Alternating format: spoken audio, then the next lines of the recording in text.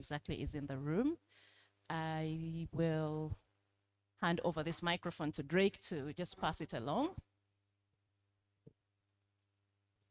I'll start from here.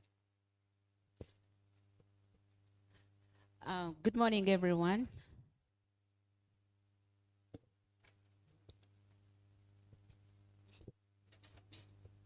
Hi, everyone. My name is Ida Bukuboza, and I do work with Idea Gender and Technology Initiative. We work at the intersection of gender and tech to encourage, promote, and also emphasize using technology for social change in today's changing world of work. And nice to meet everyone here. Good morning, everyone. My name is Stacey Paula Nachumuli from High Sound for Children.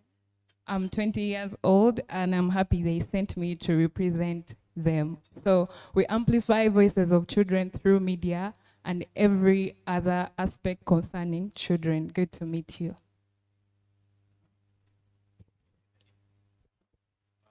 Good morning, everyone. My name is Christopher Okidi. I run a think tank called Kampala Analytica. So basically what Kampala Analytica does is work around the politics of digital territoriality, how power, control, and sovereignty is contested, asserted, and negotiated in digital spaces. So I'm happy to be with you.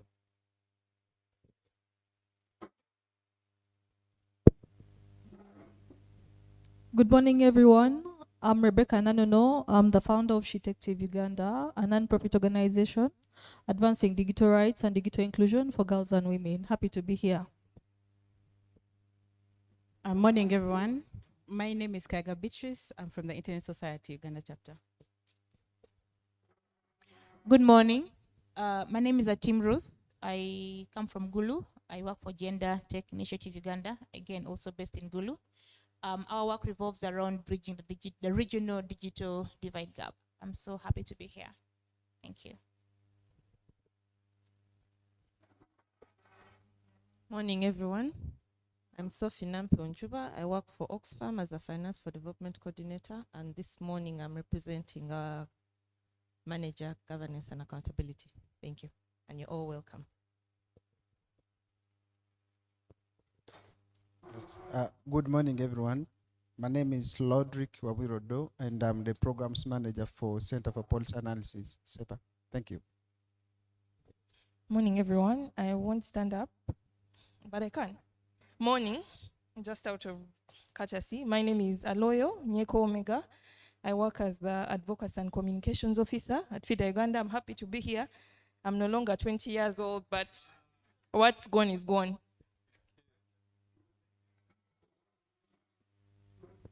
Good morning, everyone. My name is Isabella Kankwasa. I'm a student at Macquarie University. I also serve as Chief Justice of the university. So basically, it is a student judge and as the body between the student body and the administration. Thank you. Good morning, ladies and gentlemen. Kamsi Menorin. I'm a lawyer. I work with Escala Advocates. Glad to be here. Glad to see you guys. Hello, everyone. Good morning. My name is Nancy Carolina Yot. I'm a Programs Officer at the Center for Constitutional Governance. Happy to be here. Hello, good morning. My name is Olivia Mosikwa. I work with Milima Cyber Academy.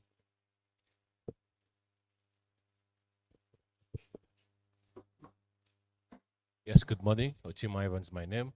I work with the African Youth Development Link, but I also coordinate the Youth Coalition for Electoral Democracy. Good morning, everyone. My name is Simon Peter Kadapa. I work with the Center for Constitutional Governance as a Programs Officer, but also as a focal person for RISI project. I'm glad to be here, and I wish you good discussions.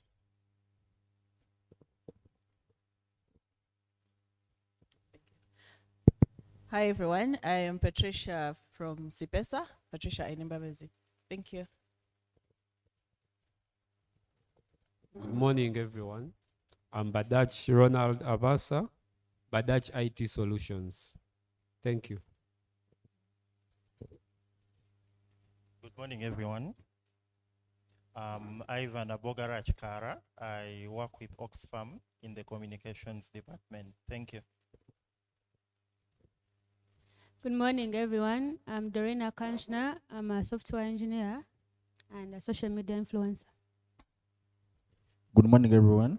My name is Gad Rogers. I'm the social media influencer. Greetings. My name is Faith Okaka-Uwize from the Center for Policy Analysis. Good morning, everyone. David Noah Bwana is my name, and I work with Oxfam. I am a mill officer. Good morning, everyone. My name is Anne Praise Niwakaba, and I work with Civic Space TV.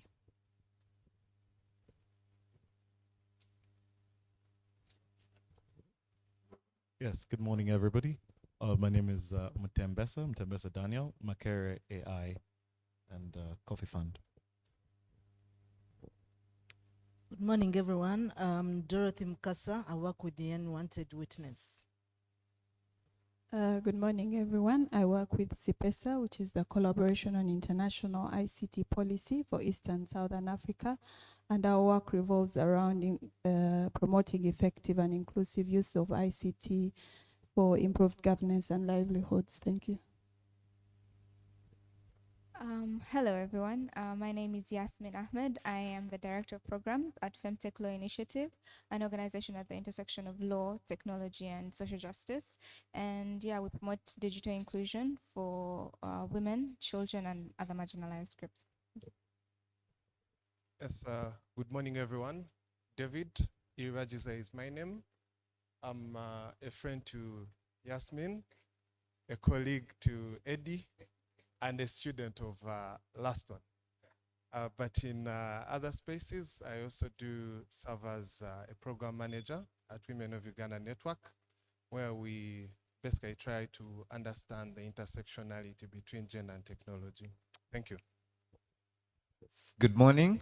My name is Edmond Babalanda. I'm the AI and tech lead at ALP East Africa, and I also manage dispute resolution.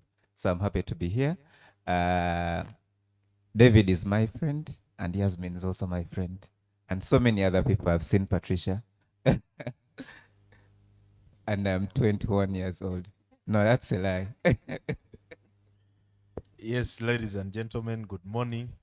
I have some number of years. Yes, my name is Laston Gulume. I'm privileged to be here. I serve as the head of the Africa Law Practice Office in Uganda, ALP Advocates, and it's a pleasure to be here. Thank you. Thank you all for the wonderful introduction. Once again, my name is Douglas Drekonen. I am your MC, but I do serve as the Human Rights Officer at the Center for Constitutional Governance. At this point, allow me to give it back to Judith. Thank you. Thank you. Thank you very much, Drake, and thank you to each one of you. At least now you have an idea of who is next to you, who is in the room.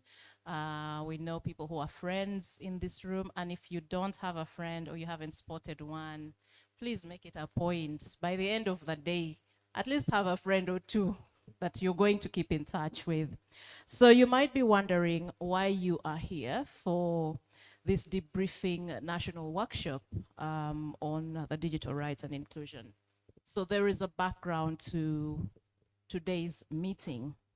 And like I mentioned earlier, of course, this is a workshop that's convened by Oxfam Uganda and CCG, that's the Center for Constitutional Governance.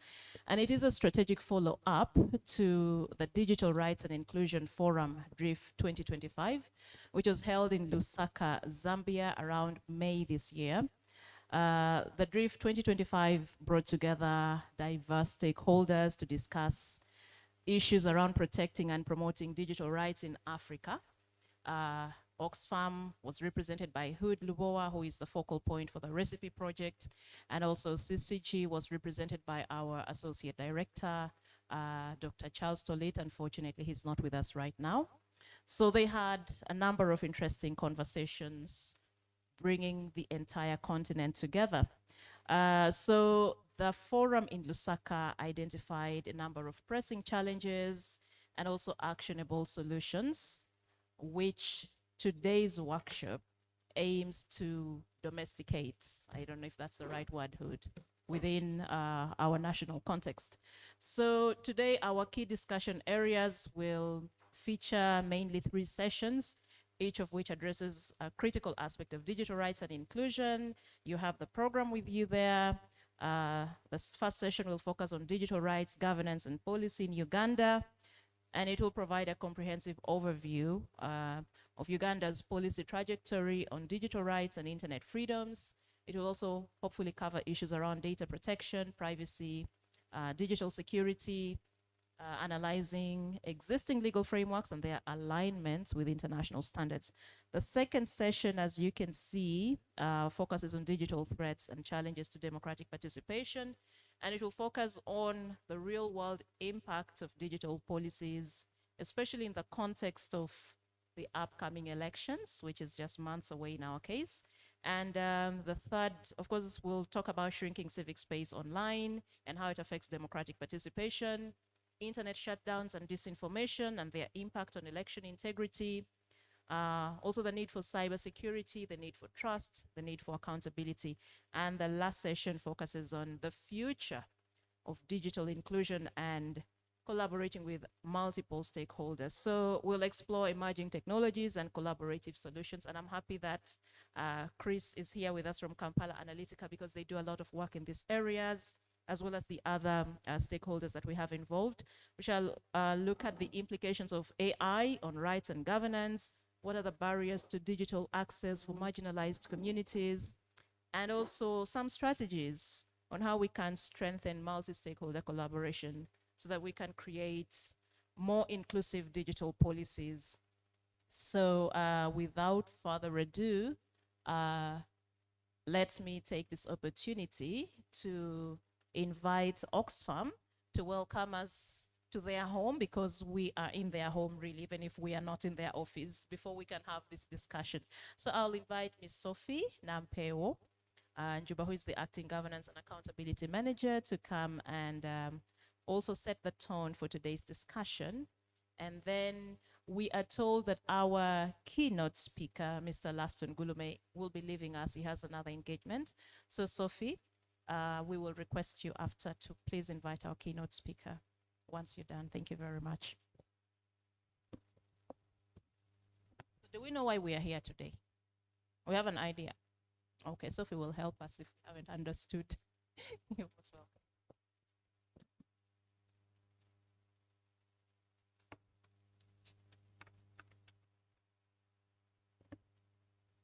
Morning, ladies and gentlemen, once again. Hey, good morning, ladies and gentlemen. Good morning. That's better. The introductions were vibrant, but then the responses seem, I liked the energy earlier. As earlier introduced, I am Sophie Nampel. I work with Oxfam as a Finance for Development Coordinator. But this morning I'm representing my manager, Pauline Apolot, who is a Governance and Accountability Manager. And I'll welcome you on her behalf. Distinguished guests, colleagues and friends, good morning. On behalf of Oxfam, I'm sorry, before I get to her remarks, just to let you know what we do as Oxfam. We are a non-government organization, and our focus is around reducing poverty and ending inequality in all forms, where as we see that the changes in the transformations that are happening globally, digital transformation is a key element that is also bringing in elements of inequality in one way or another, as I'm sure we'll be discussing going forward. And that is why digital transformation, digital rights, and looking into these details are a key element for us as Oxfam. So on behalf of Oxfam in Uganda, it is my great pleasure to welcome you to this national dialogue on digital rights. Today we gather not just to exchange knowledge, but also to reflect on how technology is shaping our democracy, our civic space, and our everyday lives. As digital platforms evolve, they offer opportunities for expression, for innovation and participation, but they also raise questions around access, around privacy, around security and inclusion. We've seen quite a number of abuses on the cyber web, and many a times maybe many don't know how to deal with these or approach these, but also seeing that these are reduced is a key element. In this space, the voices of women, youth, and marginalized communities must not be left behind. So our task is to ensure that the digital revolution in Uganda becomes not just a tool for progress, but also a bridge for justice, equality, and accountability. As we get onto the transformation, we don't want to just go with the flow, but make sure that as we join, as we utilize, as we take advantage of the digital transformation, we are ensuring that everyone is catered for, everyone is looked out for, and no rights are abused especially. So this dialogue is a chance for us to listen, to learn, and to chart pathways that strengthen digital rights as part of the broader struggle for human rights. And I am confident that the conversations we start here will contribute meaningfully to building a civic internet that serves everyone. Thank you, and I look forward to rich exchanges ahead. I call upon each one of you, let's be active, let's share, let's exchange for the betterment of not just ourselves, not just the society we work in, but our country at large. And with no further ado, kindly allow me to welcome Councillor Gulume Laston to give us the keynote speech. Thank you.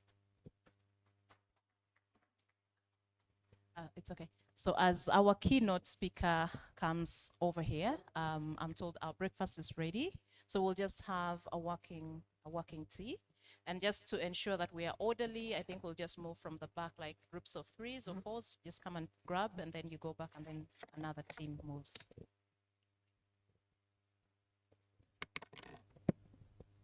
Yes, good morning, ladies and gentlemen. I think some people are waiting that we pray for our breakfast. It is blessed, so you're able to take it. It is a great privilege to be here, and it's a great honor to be here seeing very close familiar faces who are very passionate about this issue of digital rights. There is something that when I heard that we have certain great influencers in the room, something that many times had been seen as not serious until every corporate entity which wants to market is going to be reaching out to an influencer to market its products much faster. The formal media, for one reason or the other, seems not to be having the same influence like what social media has. It's interesting when you even see governments, big governments, setting up TikTok accounts to communicate to their citizenry in as far as access to information is concerned. Ladies and gentlemen, my name is Laston Gulume.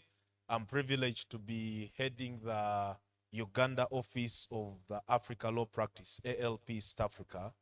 ALP East Africa has offices here in Uganda, Kampala, in Dar es Salaam in Tanzania, in South Sudan, Juba, and in Nairobi, Kenya. But for purposes of our discussion today and the appeal tasks that have been given, I hope I'm able to do justice to this keynote, because this debate and discussion around digital rights and inclusion, even in our court corridors, in governments and civic spaces, is quite a very hot debate. It's exciting, but many times you try to avoid the real issues at the core of the point of inclusion. When we talk about policy, when we talk about legal and regulatory frameworks, yes, we have them, but at the point of whether you have issues of discrimination and non-inclusion effectively addressed, that is when we sometimes hide our heads in the sand. I've been asked to talk about the Uganda's digital policy landscape. I see already on our program, we have quite well lined up experts who are going to delve into the detail of what I otherwise would have been able to say. So I will say very few things, and the rest of the things that you will hear through the day, you will hear from much wiser people. But I've come in my very short experience of dealing with these issues of digital rights and inclusion including litigating on them, that it is something that people will ask you, where is that written in our constitution? What are these digital rights? What are they? Who has prescribed for them? Who has provided for them? But increasingly, the awareness that initiatives like these are doing is that people are getting to understand, both private sector and government, and also great social media influencers who are 20 and above, are beginning to understand that digital rights are merely human rights that are expressed in a digital environment. So they are still human rights. You're talking about access to information, even access to internet. Interestingly, this conversation is being had a few months to the general elections. And around there, without proper access to internet, communication becomes very difficult. Even sharing information in real time, when you don't have proper access, becomes very difficult. If you're around Kampala, you may have certain privileges of access. When you move outside the metropolitan area or the urban areas, you begin to face the constraints of access to internet and being able to communicate.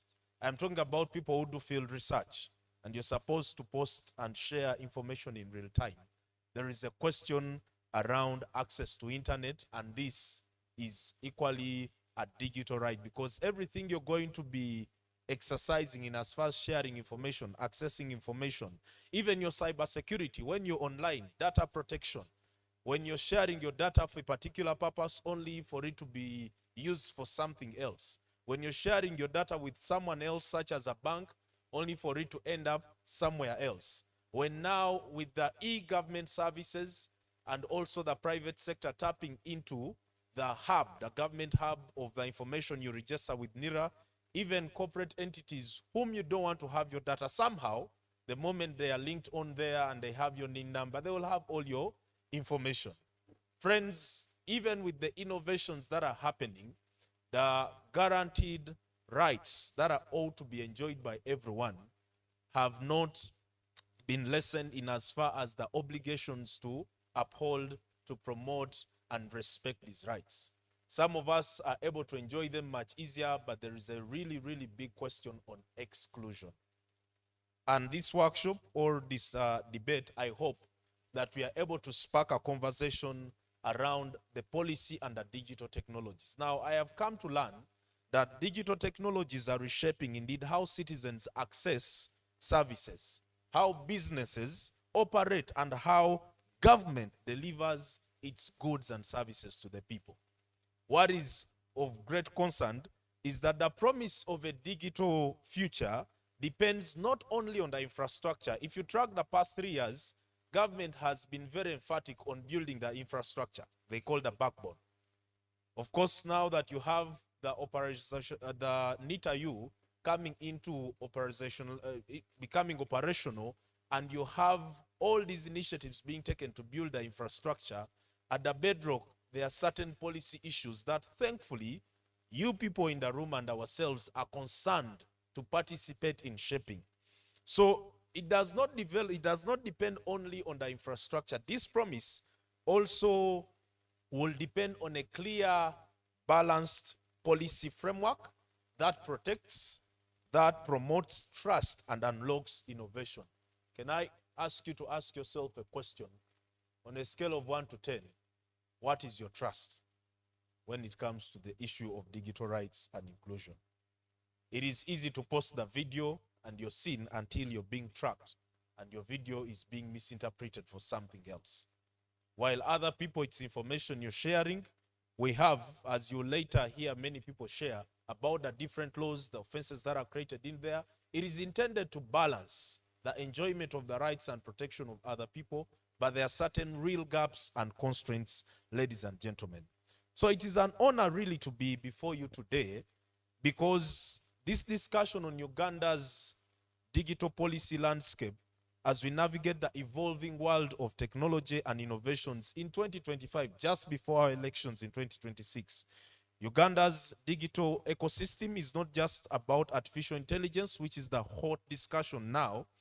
Friends, it is about those critical pillars that encompass a broader spectrum of what makes up this ecosystem.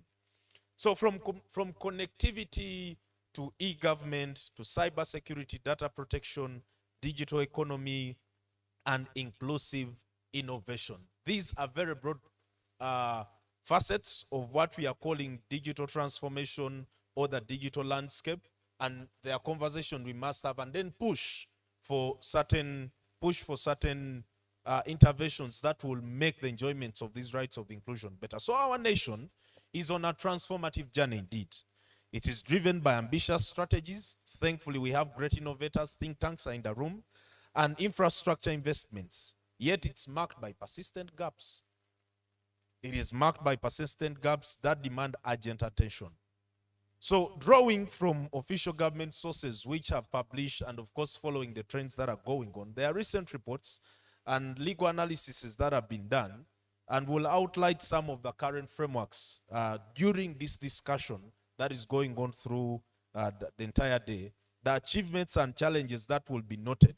But most importantly, can we come up with a certain call to action? What can we do? What can we do? Social media influencers, please influence us well. Let us begin with an overview of what we see as Uganda's current digital policy foundation. What is the basis of the policy foundation that we have? And it builds on a mix of strategies, numerous laws, and ongoing initiatives. Now, because there are bits of pieces of things everywhere, that also comes with its challenge when it comes to implementation and enforcement.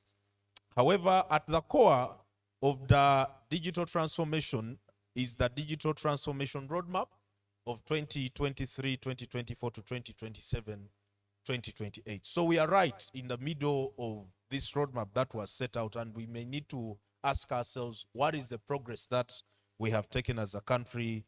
And from the private sector or CSO civic space, these are good questions that we should be asking.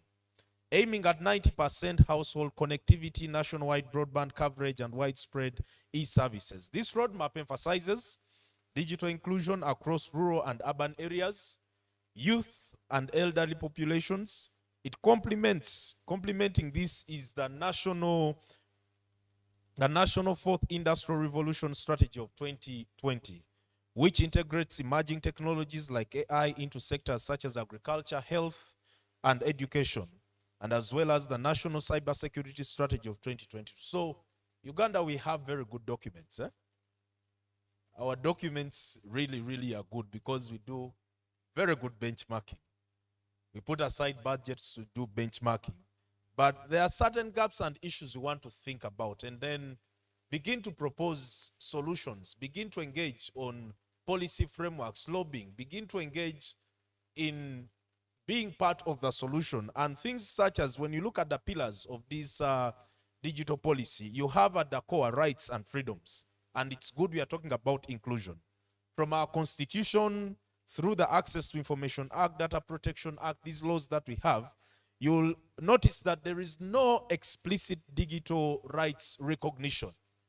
There is no explicit digital rights recognition. That's why every time you talk digital rights, we have had the benefit of going to court, and court was asking us, we know the ordinary civic rights. We know the socio-economic rights. What are these rights that you're talking about of exclusion? So there is that gap of no explicit digital rights recognition, weak enforcement of privacy and access laws. Because if they were being enforced the way they are on paper, without certain segregations, then we believe we should be getting better results of inclusion as opposed to exclusion. Of course, data privacy is a key issue. From the Data Privacy Act, now we have even the regulations, we have the Data Privacy Office, and the recent ruling of July 2022 on the Google issue, of course, opened up quite some good discussion there. But the fragmented oversight is still a gap we need to think about. Limited public awareness. When you begin to talk about data, some people may think having internet, MBs on your phone. Now, it's in these rooms that when you begin to talk about data, the broader aspects of, data protection. Can I tell you a short story with no hidden meaning? I was in the village and I was talking to my uncle, and we're talking about data protection. For him, he emphasized, I have data on my phone. So what do you need to protect? My data is there. I'm able to use it. The point is that the limited awareness, weak sanctions, and while the initial enforcement milestones and fines and orders for compliance give a good hope of what is to come, but with the speed of innovation, I think we need to do more. We really need to do more. E-government and transactions. Have you tried to pay for something and you have a deadline and somehow the system is down? Here you have a deadline to pay for this, you're required to pay online, and then you're told the system is down. You can't get an assessment. Government has moved online, e-services, but while you think you're nearer the headquarters of the office you're trying to pay for, maybe to get a permit or to get a passport or to get something, you can be told that the system is down and you call the helpline and there is no help from the helpline. So e-government services and transactions, thankfully we have NITAU. It's doing quite an exceptional job, really. They are going out of their way as much as possible when you follow the kind of initiatives they are taking. With the legal framework of the Electronic Transactions Act, Electronic Signatures Act, and the e-government regulations, there is still limited uptake. Why?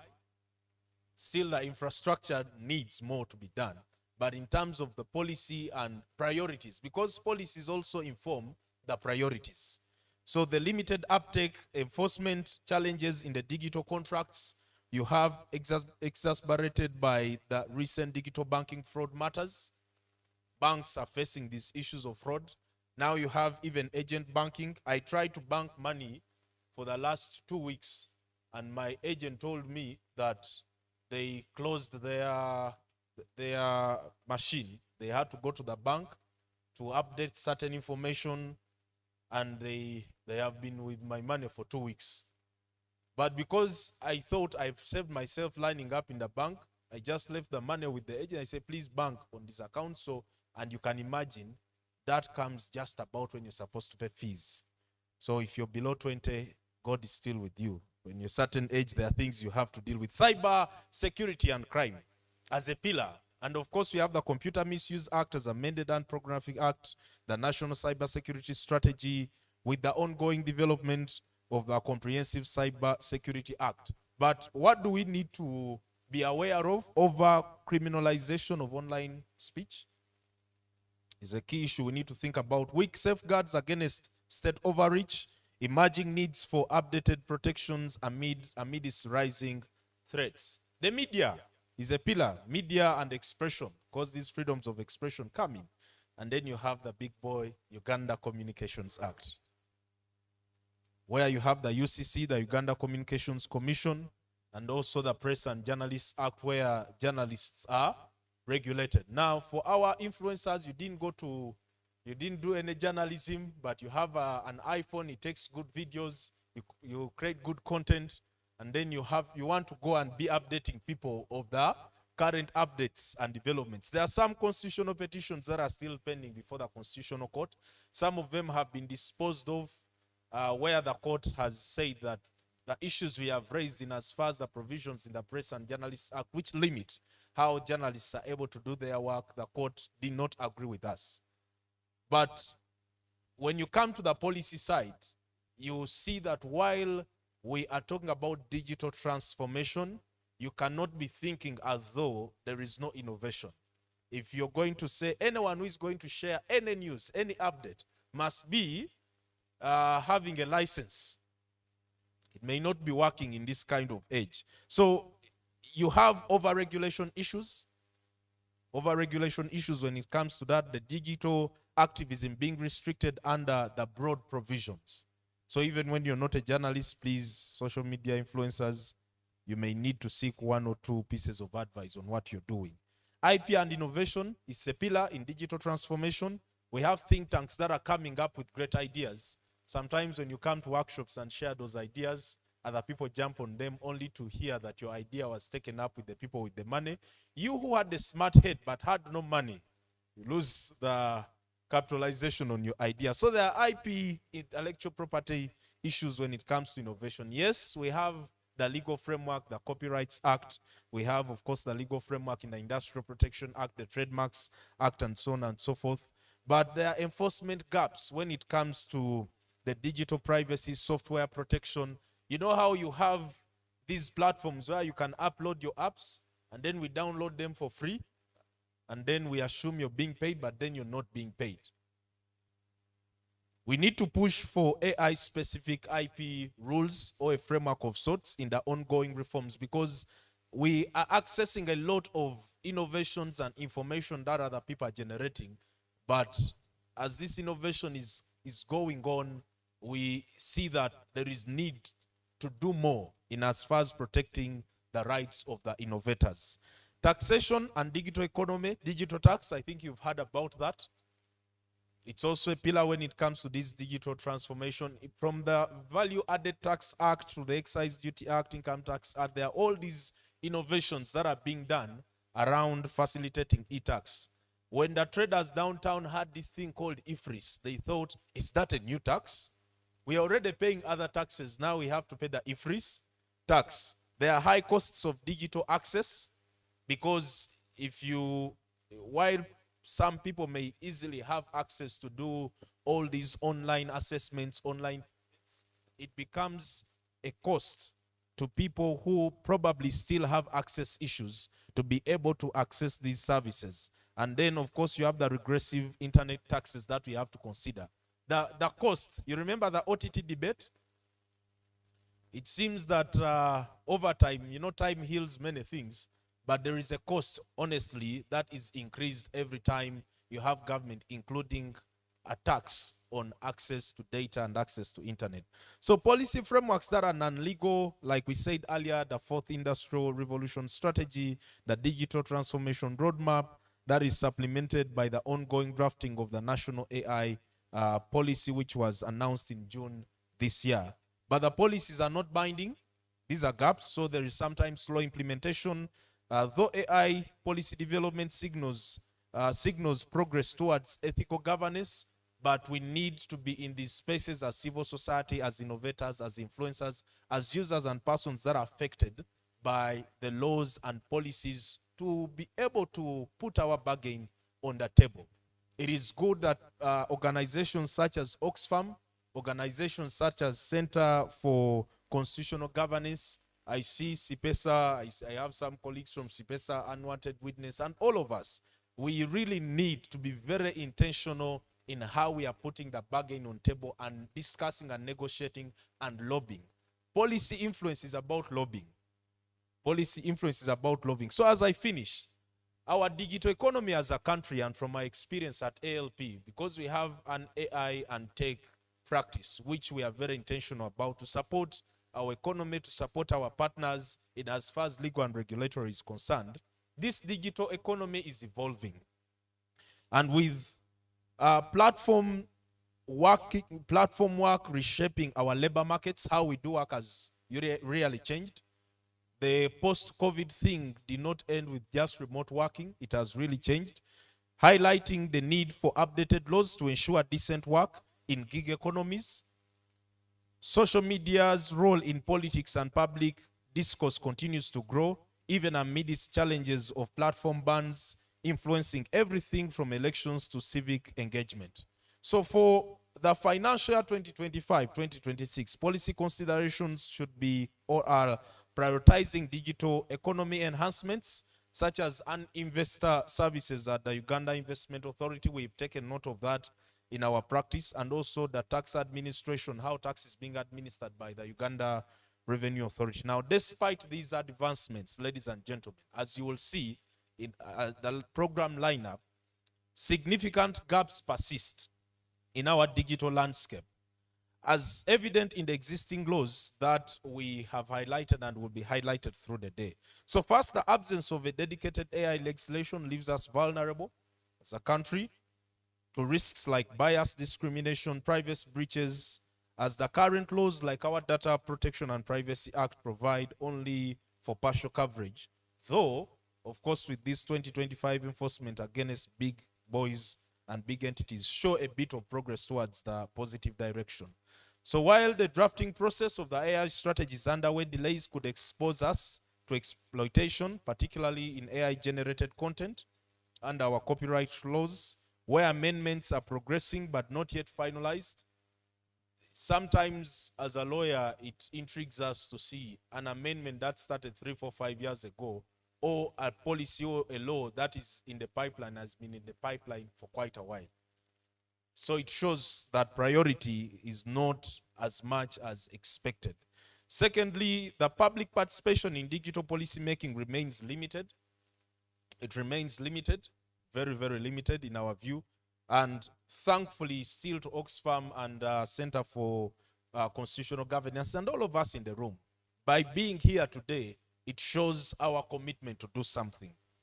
Our policies do not explicitly mandate stakeholder engagement, relying instead on broad provisions of the law without clear guidelines on who should be involved and how, leading to ad hoc processes that often exclude the general public. Remember, we are talking about inclusion.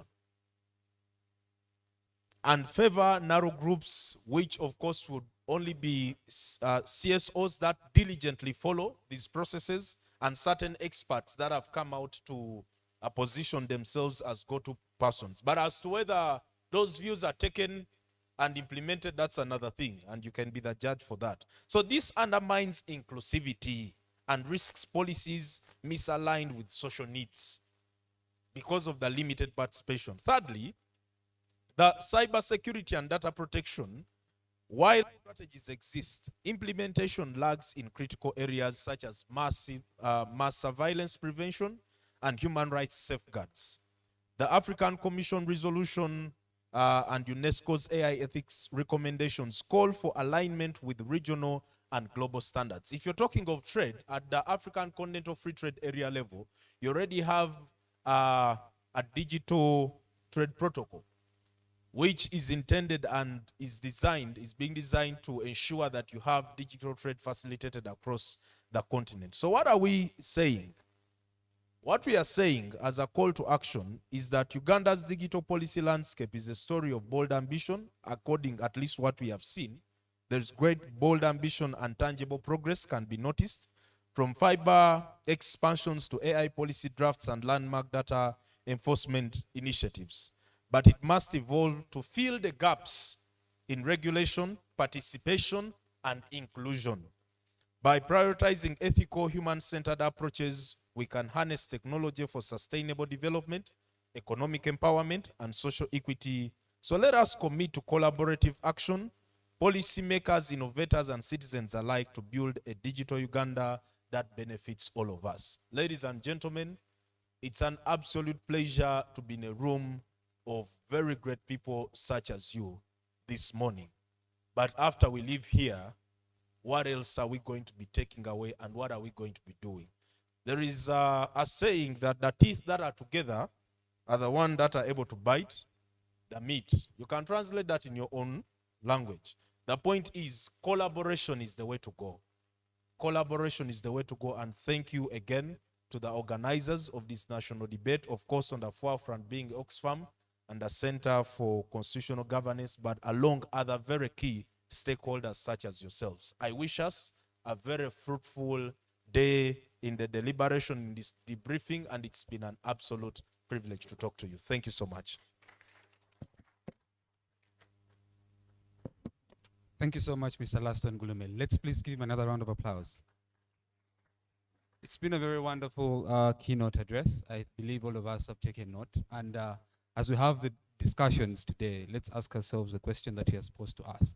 What are we doing? And of course, as Oxfam, CCG, we are here with all you stakeholders in the room, and we need to ask ourselves, what are we doing with the implementation gap that is existent, but with all the laws that we have in place? What do we then need to do to see that we have inclusion and we foster this conversation further? And in the same spirit, we are on X. Please go on your X accounts. The hashtag is Digital Rights UG Recipe Project. Feel free to tag Oxfam, Center for Constitutional Governance, and Civic Space TV. At this point in time, allow me welcome Mr. Hood Luboa from Oxfam. He's the head of, he's the recipe focal point, and is going to give us an overview of DRIFT 2025 and the National Workshop on Digital Rights and Inclusion. Let's give him a round of applause. Thank you. Thank you, Drake, and thank you, everyone. Many thanks to the keynote speaker today, Councillor Gulume. I should say that my cup of knowledge is still very empty, so I'll tap a little or more of that knowledge that you have. Another round of applause to Council Gurume. I understand we are right on schedule. We are going to be going back. We are going to be embarking on our first panel session. And in that spirit, I will not really take much time because I understand, Judith, you gave a little bit of context of what really transpired in Zambia earlier this year. As I was coming, I was thinking that you know, it's quite a big paradox that in such engagements, the internet often shuts down, digital devices get glitches, your videos start to buffer, and that really feeds into conversations that have to do with the infrastructure that we have and that exclusion that often happens on the digital platforms. My name is Hudluwa, and I lead the civic engagement and digital rights work at Oxfam in Uganda. And it's a great honor to have all of you here. So we gather here today at a time when digital ecosystems continue to shape our social, economic, and political lives. And the question for us today is whether these digital technologies will influence our future, but also if our rights will be safeguarded, and if inclusion will be fostered, and if we shall ensure that these spaces work for every citizen. About the Digital Rights and Inclusion Forum that happened earlier this year, it brought together quite a number of actors and stakeholders who included policymakers, civil society actors, academia, innovators, and private sector leaders from across Africa and beyond. And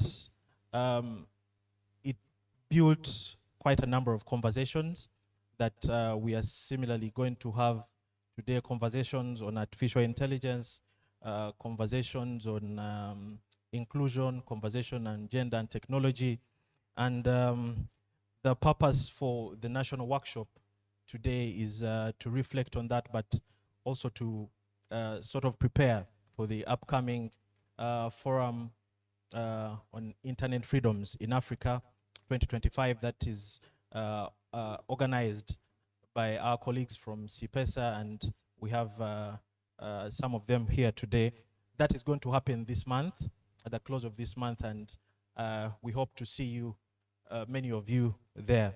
So in the national workshop that is happening today, we hope to reflect on a number of ideas and themes, including freedom of expression. And in this, we are reminding stakeholders that freedom of expression is a key ingredient in safeguarding civic space. And in terms of digital rights and technology, we are sending a reminder that the delete button should not apply to citizens, but it should rather only apply to applications. You know, with freedom of expression, if it's not fully observed, it simply means that engagement is not there, and therefore societies will be excluded. We are going to have conversations on artificial intelligence, and this is a hot topic that we are having all over the globe. And everyone really agrees that artificial intelligence is a powerful innovation that is coming in many folds. But still, there are lots of things that we are learning from it.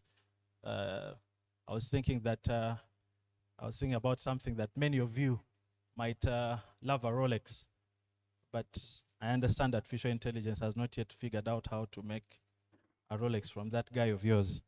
So we are talking about digital inclusion today, and it's a very big focus area that we are looking at. And we hope to bridge gaps in access and affordability. And in this, we see that honest data bundles in Uganda have become quite expensive. And when we talk about access and we talk about how inclusive we can be for our communities, we would like to have conversations on how the different stakeholders can make this happen. With my colleague there, David, we earlier last year did certain assessments around some rural areas in Uganda and realized that this is quite a problematic area that in a sense that many citizens are left behind. And of course today we are going to have conversations on data protection and those are going to be really expounded on the panel sessions. I would like to take this opportunity to thank all our partners we are working with in transforming the digital economy, those that we are working with directly, the Center for Constitutional Governance, on some of our initiatives that we have, like the Recipe Project, recentering the civic internet through partner engagement. And in this, we are really looking at transforming the digital economy, but going very strong on collaborations and partnerships. And we shall later on have that discussions. So in closing, I implore us to, in this workshop, to work together to inspire a digital future that is open, inclusive, and rights respecting. And thank you all and welcome you into the next session. I understand breakfast is ready. I think we can take some 5 minutes. You pick your breakfast and we go into the next session. Yeah, thank you.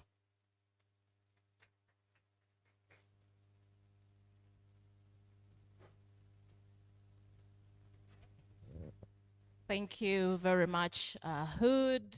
Can we at least give him a hearty applause? At least he's given you a much better idea of the conversations that took place at the DRIF in May this year and why this conversation today is very important. Please make your way, grab a cup of tea, grab a bite, and then I would have loved for our panelists to have had something earlier. I don't know, because I hope this doesn't delay us. Or perhaps you could, Nancy, I was thinking perhaps we could have the first session and then you guys grab your bites later. If that's, oh, sorry, Ruth. No, it's fine. It's fine. It's okay. It's okay. So let's just have tea very fast and then we reconvene. Of course, our first session will focus on digital rights, governance, and policy in Uganda. It will be moderated by Nancy Caroline Ayot. We shall focus on Uganda's digital rights landscape. David Iribagiza will be sharing his insights and perspectives on that. We shall also have a reflection on how Uganda can leverage AI for sustainable development, and Daniel Mutembesa from Makerere University will handle that. What is the role of regional frameworks in enhancing Uganda's digital ecosystem? We shall be hearing that from CIPESA. And last but not least, we shall have Ms. Ruth Atim from Gender Tech Initiative Uganda sharing with us pathways for digital inclusion. So let's have our tea break and then we invite our panelists here.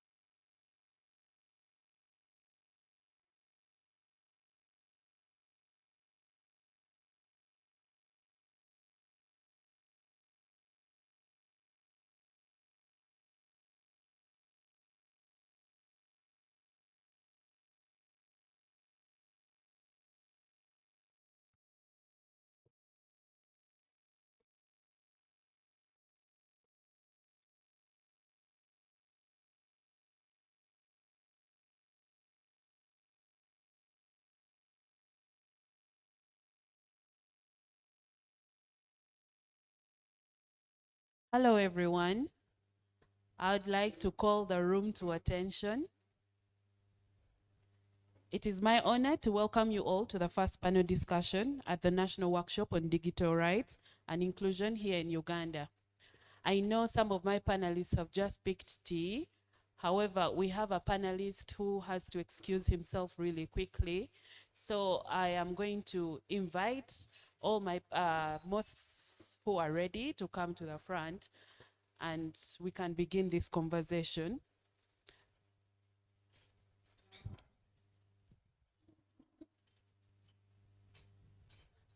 Thank you, Mr. Mutembeza. Please have your seat. David, are you ready? Yes, please, come with your tea.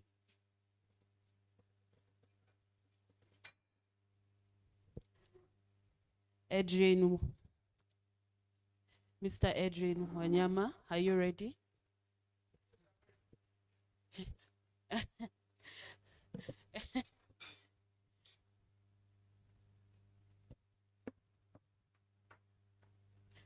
And Miss Ruth Atim.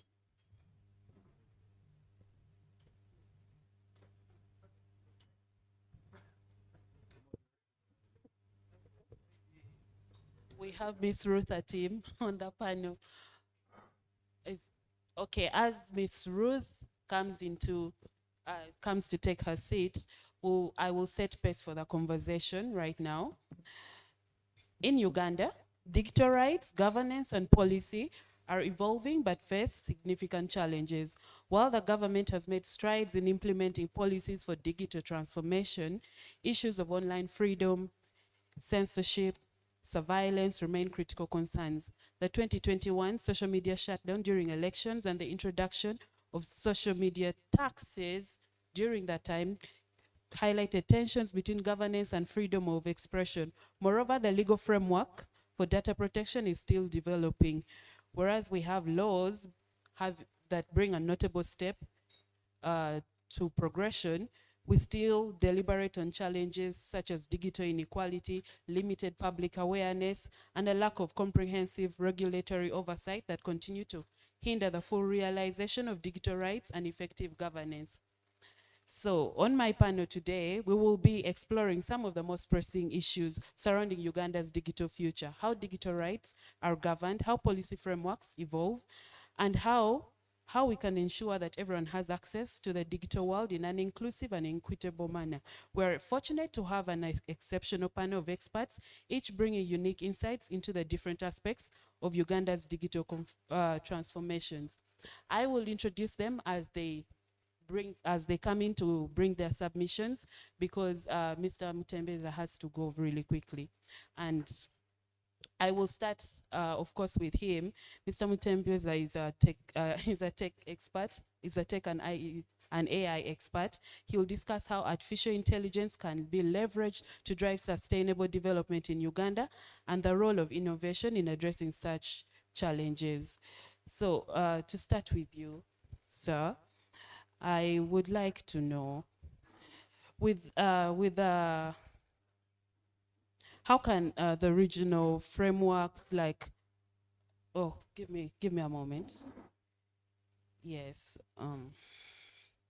So how can Uganda harness the potential of artificial intelligence to address its most pressing development challenges, such as poverty, education, healthcare, in a sustainable manner? First of all, a very good morning to everybody. I hate to be the interrupter of important godly matters. So, willest you indulge? Let me also indulge you. I'll start with a very simple story. My name is Mutembesa Daniel, and thanks to Oxfam and the teams for having us here. I've been in the AI space for about 13 years. I'm a PhD research scientist, Google, here at Makerere and Washington, and we've been at it for a bit. And one of the most funny stories that I always start with is we did AI for agriculture for a couple of years, and in 2012 or 13, we went to the National Agricultural Research Organization, and we're trying to do agriculture, AI for agriculture, detecting diseases with pictures from the phone and the like. Can you imagine they sat there for 2 years? And one time, one brave soul agriculturalist asked us, "But how are you doing AI with, with a computer?" Because AI for them means artificial insemination. 2 years belaboring, explaining all these things. It just shows you that AI has to be put into context, whatever it is, innovation. Okay, 2 years. And from then on, it became an uphill task that even just the context, okay, has to make meaning. And we've been trying to understand what the context is from a research point of view. SDGs, some of the gaps that we had seen were access to timely diagnosis, crop monitoring at scale. And so in agriculture, that's some of the efforts that we have done at the lab. But after 13 years of doing this, now we are transitioning with spin-offs. I lead a spin-off that is called Coffee Fund, that we are digitizing and doing AI for coffee. Coffee is the second biggest earner for the country, so that touches many, many lives. 5 million households being touched by coffee. So we thought that this was a good way to speak inclusion and use AI to benefit those. And what that is really doing is it's opening up opportunities for access to finance for farmers. And we know that many of the farmers are the marginalized groups economically. Okay? That is the women, the youth, amongst many other things. What's most important is that the harnessing has an economic impact. There's efforts at the lab, at the Makerere AI Research Lab, that are in low-cost diagnosis for cervical cancer, for prostate cancer, for mammography, for TB, malaria, and that is allowing access. Once you're able to develop models that are in context, but also cheap enough to be deployed in rural, remote areas where you only have maybe a clinician, and they can work on 200 people a day with the AI. So there's the opportunity. It has to have an economic impact, but also has to be tied to access. In climate, one of my projects, I don't know if anyone has passed down here, they show you the air quality in Kampala, right? So that's a bigger project called AirCo, and one of my tasks on there was to map the entire air quality of Kampala with borders, the greater Kampala. Can you guess how many borders we were able to use to map the air quality of Kampala over a year? Any wide guesses? 2 million? 2 million borders? Any ideas? How many borders would map the whole of Kampala? Any idea? Just 2 million? 3 million borders? Okay, good numbers. Yeah? 500,000? How many borders we use to map the air quality of Kampala? Any idea? Over a year, anyway, to bring the conversation to a close, over a year we used only 14 borders, and that shows you 14 borders to map the entire greater Kampala massacre. So just shows you the opportunity where you would have used, 500,000 borders. AI has this opportunity where you can take a small resource and blow it into proportion. So that's my work that we have done. A very important one, because I had quite a number of people who were talking about their ages, and some of us are no longer in that talking stage. 20, I'm downtown 20. A very key part is education. So we have AI that we have done in multiple languages, the 7 major language groups of Uganda. the Lugbar, Acholi, Langi, Lumasaba, Luganda, Runyakitara, and we're delivering assistant tutors, AI-built assistant tutors in multiple languages, and we've started in Noya, Lamur, so we're doing that for low-level learners, and the idea is that they have 120 teachers covering 200,000 students. So you want to be able to bridge those gaps with AI. So this is where I sort of wanted to highlight the opportunity, but also to preempt their challenges in there, maybe to preempt the conversation. The challenges, especially in education, you don't see the effects of AI until P7, okay, so they're high stakes, and so this is where we need a lot of civic engagement to make sure it's safe and responsible, okay? And that's just one example, but I yield the rest of my time. Thank you. What ethical considerations, before I leave you, what ethical considerations must we address as we seek to integrate AI into the development strategy, particularly in terms of data privacy, bias, and access to technology?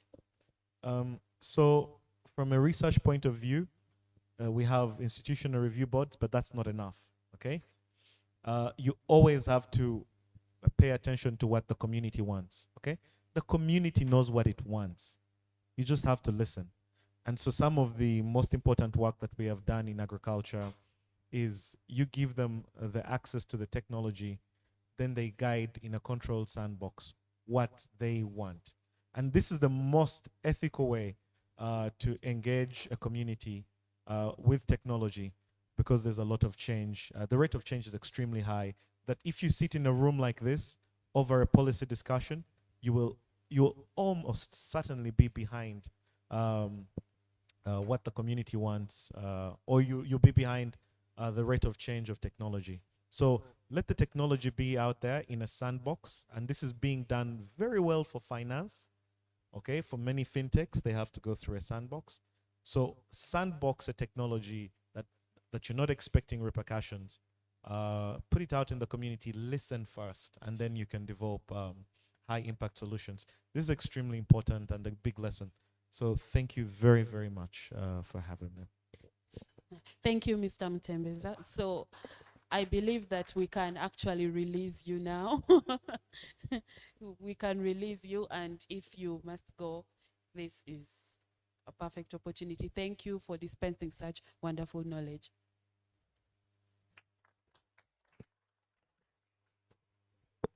Well, as the kind sir leaves, I am going to move closer to my panelists. Thank you, lady and gentlemen. One of our speakers was complaining that it's a panel that has only gentlemen, and I said you'd be joining us soon. So thank you for joining us, Mr. Tim. And we will again take the conversation from the top. We had to, initially, Mr. Mutembeza Daniel was supposed to be our second speaker, and David was supposed to be our first speaker. But because he had to leave, we had to bring him in first. So I hope we can keep track of the conversation. I know sometimes when people speak a lot, we tend to zone out, but please remember to keep alert and to keep track of the conversation. So, David, I will ask you now. In Uganda, the balance between digital rights and governance remains a delicate issue. How can the government ensure that citizens' online freedoms are respected without compromising national security or public order? Because usually, one of the reasons that they use for clamping down on certain freedoms is because of national security or public order. So how do you think that they can navigate this issue without actually repressing freedoms? Yes, thank you so much for that amazing question. But before I can address that question, I think we have all taken note of how Ugandan politics actually plays out. the first story becomes the second. But worry not, I'm not in any way complaining. Like she said, my name is David Iribajis, and I do work as a program manager at Women of Uganda Network. Just to address the specific question you've asked me, I think the framers of our constitution were quite careful enough to make sure that they put certain checks in our constitution when it comes to how one's freedoms and rights must in actual sense be limited in the case that they are the kind that can actually be derogated away from.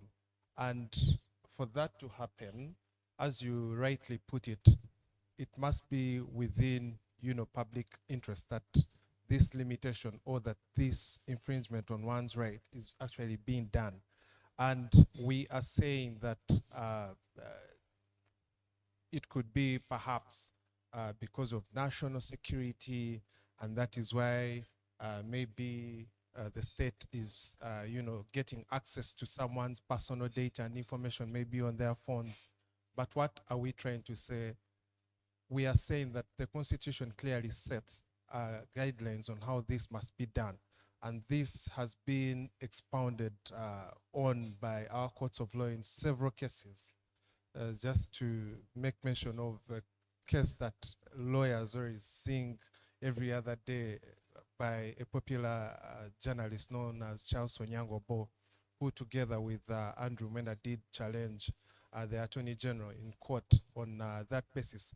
They clearly state some of the strict measures that one must meet before they can claim that this is being done within public interest. And one that I find most interesting is the fact that it must be proportional to the kind of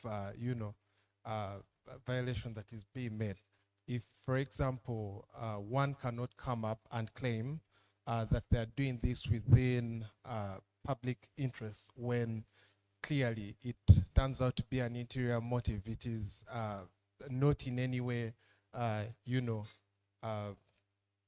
me say, it is not in any way of public interest that they are doing this violation. You find it is maybe an individual's interest that this is being done, but then it is being coined as public interest. So before we can do this, and this is actually where we've always had challenges when it comes to now, for example, the electoral shutdowns, the internet shutdowns that we always have during the election period, where at a certain point the president himself said it is because he does not want Ugandans to spread rumors. Imagine that being the reason as to why you are shutting down the internet of the entire country.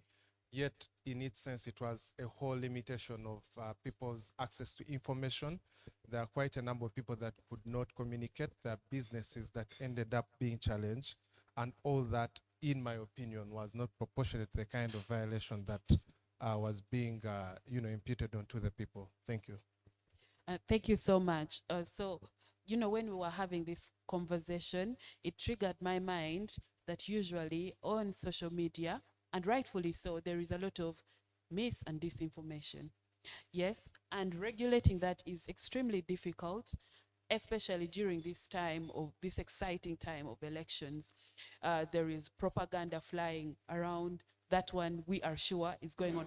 And so it is very difficult to actually understand which information is true or not, especially when you were not there, or when you did not actually see certain things happening. And in that regard, sometimes the law is enforced heavily on some people for giving opinions and not, stating facts and all that, whereas other people get away with it. How would you address such a challenge on the unequal application of the law? Yes, thank you so much for that question again. And as we heard earlier on from our keynote speaker, last one, he clearly did point us towards the direction that in Uganda, when you do an assessment of our legal frameworks, we tend to notice that we have more of paper progress, but then a practice deficit, whereby you might have all sorts of laws that seem like, they are good in their nature, but then when it comes to how they are being implemented, that is where you find issues. In certain instances, you find cases where the law is actually not being applied at all. And then where you're so lucky to find where such laws are being applied, we've talked of, for example, the Computer Misuse Act, the Data Protection and Privacy Act, the Electronic Transactions Act. You discover that in certain occasions, it's actually being applied in isolated cases. There's very selective application of the law, whereby in most cases, this law, which is meant to actually benefit and protect the greater minorities and the greater marginalized people of Uganda, you find it is only actually being applied to protect a few. You find if you're not as popular, if you're not, for example, the Speaker of Parliament, if you're not the President of Uganda, it is going to be quite hard for both police and the prosecution to actually pursue a case, for example, under the Computer Misuse Act to protect some of your freedoms. So we are talking about gender disinformation. Again, it's still another loophole you find in our laws, that some of these challenges that we have are in actual sense not expressly addressed by the laws that we have. And again, I mention aspects of gender disinformation because it is clearly, as a product of research, it is on record that this has been quite a challenge, and more so during times when we are heading into the general elections, where we've seen quite a number of politicians, especially female politicians, where we've seen female journalists, being victims of such gender disinformation. I like to give an example of how I think it was last year, towards the end of last year, when the people of Kisoro had a by-election for their woman member of parliament, as the incumbent had passed away. And one of the candidates, actually called Sultana Tana, was being coined as one who was having an extramarital relationship with the new party president, that is His Excellency Bobi Wine. And all that again comes up because if you look into our societies and you see how highly they hold the institution of marriage, you are most likely going to find quite a number of people that are actually going to make a decision on who to vote basing on those lines, because they are going to coin her as that word that many of us might not be comfortable with, but a prostitute, just because there is a certain media and news outlet that falsely published the fact that apparently she's having an extramarital relationship with Bobi Wine. So basically that is what I think about that, and yeah. Yes, so civil society has done a lot of advocacy work, including WOGNET, and it's the same thing that we're doing here with Oxfam and the Center for Constitutional Governance. How do we leverage the work that we do to not appear hostile, especially when we're advocating for policy change, to not appear hostile, especially to government institutions when we're trying to hold them accountable? Yes, thank you so much for that question. You remind me of his name, the gentleman that has just... Mr. Mutembeza. Yes, Mr. Mutembeza. He made it quite clear that before you can actually roll out any kind of intervention, whether you are civil society, whether you are a state agency, you ought to make sure that whatever you're rolling out is, relevant to the context. It is relevant to that particular set of people that you are rolling it out to. And that is where aspects of research, come in that before you roll out this intervention, you are quite sure that for starters, that the people have that specific challenge. And then in addition to that what you are proposing is actually a solution that you think will work for them. And in addition to that, you should not just bring towards, to them that solution, but you should actually co-create and co-implement whatever solution that may be. So as civil society organizations, it is very, very important that even if you are such a small civil society organization, that your limbs might not be in a position to spread across all parts of Uganda, you have like-minded partners who very much so understand the context within which they operate, and you can actually be in a position to work with them and make sure that whichever solution you are proposing in the advancement of digital rights is actually one that works for them.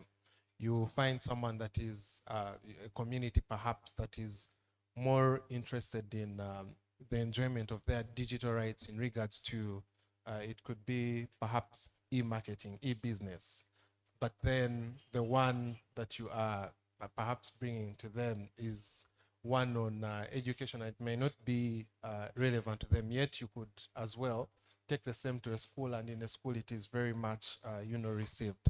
So it is always important that whatever solution we are bringing forward fits the context of the people that we want to have it benefit. Yeah. Thank you so much, David. And now we will go to a conversation on the role of regional frameworks in enhancing digital rights and governance. In this, I would like to invite Mr. Edry. Mr. Edrin, how can regional frameworks like the African Union's digital transformation strategy support Uganda in aligning its digital governance policy with broader continental goals of digital rights and inclusion? Thank you very much. My name is Adrian. I know maybe the earlier introductions I wasn't able to introduce myself, but I work with CIPESA, and I think Hood mentioned earlier, we have a convening which is called the Forum on Internet Freedoms in Africa. It's next week. It's not, as they said, end of month. It's actually next week. Those who can make it to Windhoek, please, you're welcome. So CIPESA has positioned itself in quite a number of ways, especially as far as digital public infrastructure is concerned, AI or artificial intelligence, not artificial insemination as somebody was saying, artificial intelligence and other aspects of digital rights. And actually this year's report, we will have 15 country reports from across the continent, but then we'll have one report which tries to synthesize all the findings from the 15 reports. And the main focus is on the impact of AI on Africa's digital economy. So that will, you should all look out for the report. It will soon be out. So back to the question that they've given me. The regional context in Africa presents a mix of trends, a mix of benefits, and a mix of costs as to what Uganda can actually derive from that. For starters, I'll briefly mention a few things that maybe, if we're talking about regional frameworks, what are we talking about?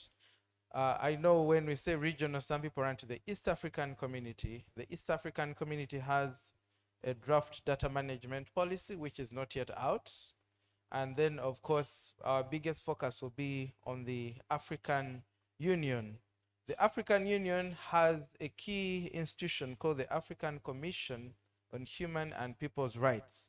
And through this commission is where we have the biggest discussions about digital rights and freedoms. And from these, we have quite a number of things that emerge. Amongst them include the following. We have what we call the declarations. One of the leading declarations is one on principles of freedom of expression and access to information of 2019.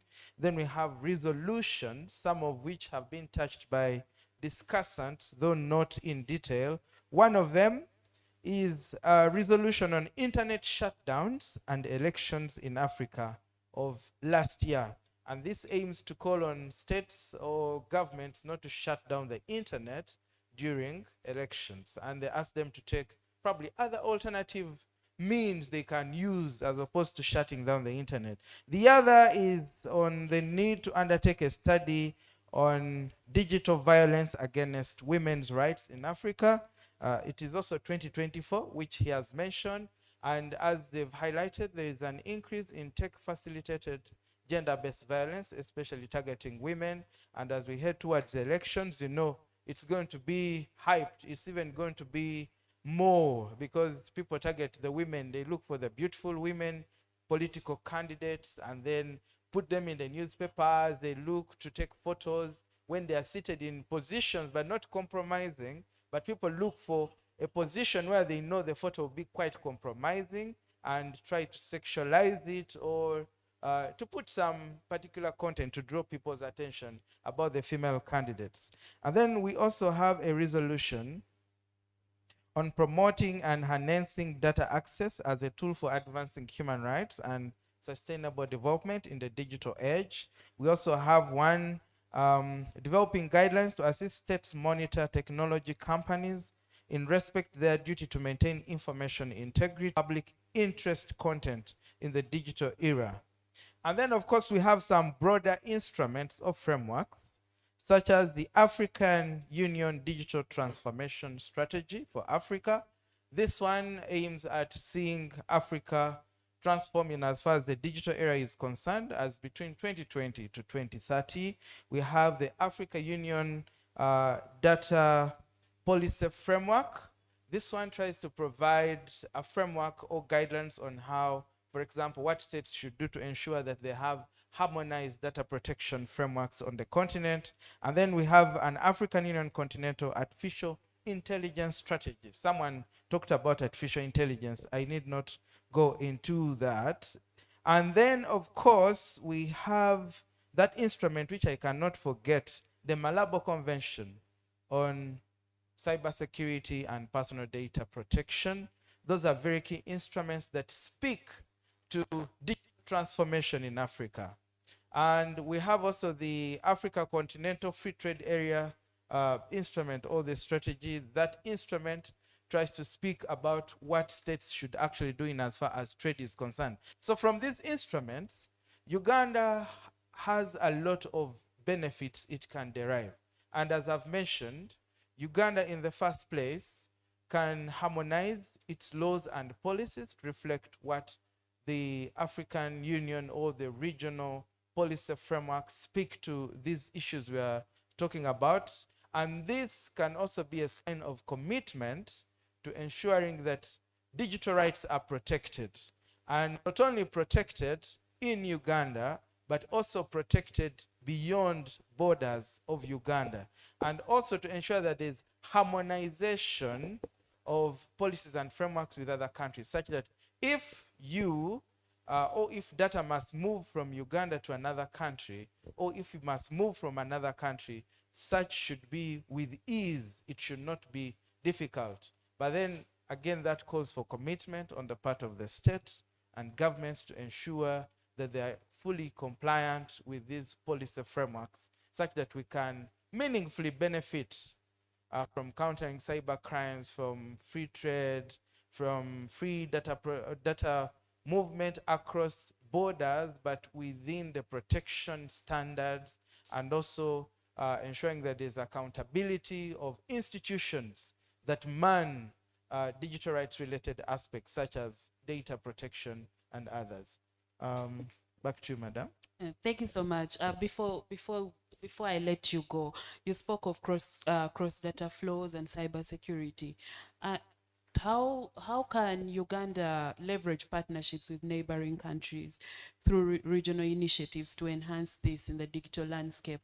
But also, are there any examples of countries that are successfully doing this, the cross data flows and cybersecurity? Well, thank you very much. According to our laws and policies, some of which you actually know, the Data Protection Act, I've forgotten the cap. Is it 97 or something like that? I don't remember. I saw 2019. No. It's not 2019 anymore. Our laws have changed. The lawyers in the house, you know. Our laws were revised 2023, and of course, they came out in 2024.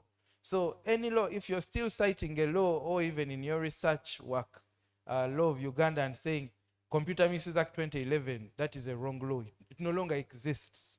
The best you can say is that maybe the computer misuse that was enacted in 2011, there we shall pass. But me as a teacher, if you write for me, 2011, I'll cross it. It's not there. So they have given all the laws new chapters. So they are now, if you read the law, to tell you it should be cited, for example, as the Computer Misuse Act, Cap 96. So it's no longer 2011. There's no longer Data Protection and Privacy Act 2019. I hope you have noted that. Thank you. Well but noted. in short, in response to what she has asked, one of the things Uganda has to do, of course, we have the Data Protection and Privacy Act. One of the key provisions in that law speaks about cross-border data flows or data movement and calls on all data controllers, processors, to ensure that if data must move from Uganda to another country, then that other country should have similar or better data protection frameworks or data protection standards. That is the benchmark. So it calls on us to be, first of all, to be committed. The country needs to be committed to these aspects to make sure that, one, because one of the biggest risks in data flows is what we call data breaches. And one of the leading breaches of personal data or data protection standards is usually the state and its agencies. And of course, we know that within the laws, there are different exemptions that allow them to access this information. But our biggest problem is the scope and how far they are going. So the aspect of commitment by the government or the state is the first thing that must be done. Secondly, involvement of every stakeholder that is concerned. And here, when we're talking about stakeholders, if you're civil society, you're included. If you're a private company, you're included. But most importantly, the people you consider to be data collectors, controllers, and processors have a big role to play. They are the biggest entities to play in this particular aspect. The other one is to make sure that our penal, what we would consider to be penal sanctions actually work. The Data Protection Office issued a few decisions not long ago. Some of you have seen, I think I've seen so far two, which came almost in a sequence separated by just weeks. But in both, when I looked at them, the Data Protection Office recognized the fact that the people they were dealing with, all the errant companies were in breach and told them to take relevant actions. But unfortunately, the Data Protection Office referred the complainants or those that approached it to pursue any further remedies in competent courts or courts with competent jurisdiction. In Kenya, the Data Protection Commission will issue administrative fines. In addition to finding a data controller or processor liable, says, pay the aggrieved people this amount of money. Similarly, in Nigeria, that's what they will do. But here, they will tell you, go to a court. That is still lacking. In terms of lessons that we can pick, we have the Data Protection Regulation of Europe, the GDPR, General Data Protection Regulation of Europe. It is one of the leading instruments. And even when you read our Data Protection and Privacy Act, it has some really provisions which are copy-paste from the Data Protection Regulation, only that the Data Protection Regulation of Europe is more expansive. We have a challenge that our laws do not really automatically apply to other jurisdictions. We may not enforce the way the General Data Protection Regulation of Europe is applied. When the Data Protection Regulation of Europe was adopted, we were forced as a country and also as other countries on the continent to comply and measure up to the standards set out in the GDPR. We are lacking. We need to do that. We need to find a way of making sure that our people are indeed protected, not by word or by hearsay, or practically protected by the other, or protected when they go to other countries or when data crosses to the other countries. Finally, as a country, as individuals, we also need to be careful. Not long ago, the Data Protection Office once again found that Safe Border sold data belonging to Ugandans to an American company. Quite very unfortunate. We also need to be careful with our data. And we also need to make sure that as we surrender our data, we know who we are giving it to. Not for purpose of just giving, not for purpose of just updating your status, putting your child's birthday on the status. I am now here on the status. Now we are here at Oxfam meeting on the status. No, it's not really necessary. So we need to be careful as individuals, as also wait on the state to act. Thank you, moderator. Mr. Edwin Wanyama from CIPESA. Thank you very much, sir. Now we will move to the next part of the conversation, which is pathways to digital inclusion. I know it's a bit cliche that we have the lady on the panel talking about inclusion, but we must have a person from the group talk about the group, right? Mr. Tim, thank you for coming to the panel.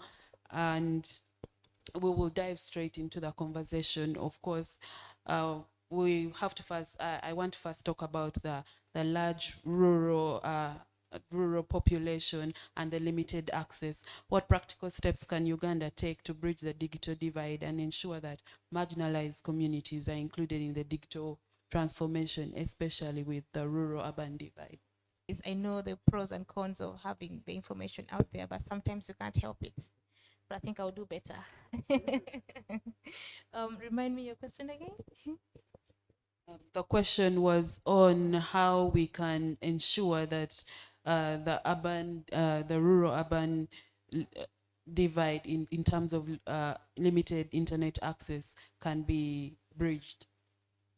Okay, limited internet access is, first of all, my name is Rutha Tim. I work for Gender Tech Initiative Uganda.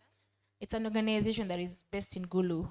We work towards bridging the digital divide gap, supporting women, the rural women, young schoolgirls, and the women in the informal sector with digital skills to, get them closer to where people in the urban areas are.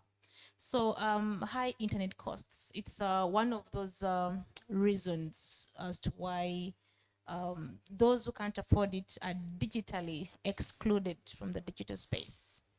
Why do I say this? I do work with women, rural women a lot. A couple of months ago, we did a project on mapping and supporting women in the informal sector with digital skills.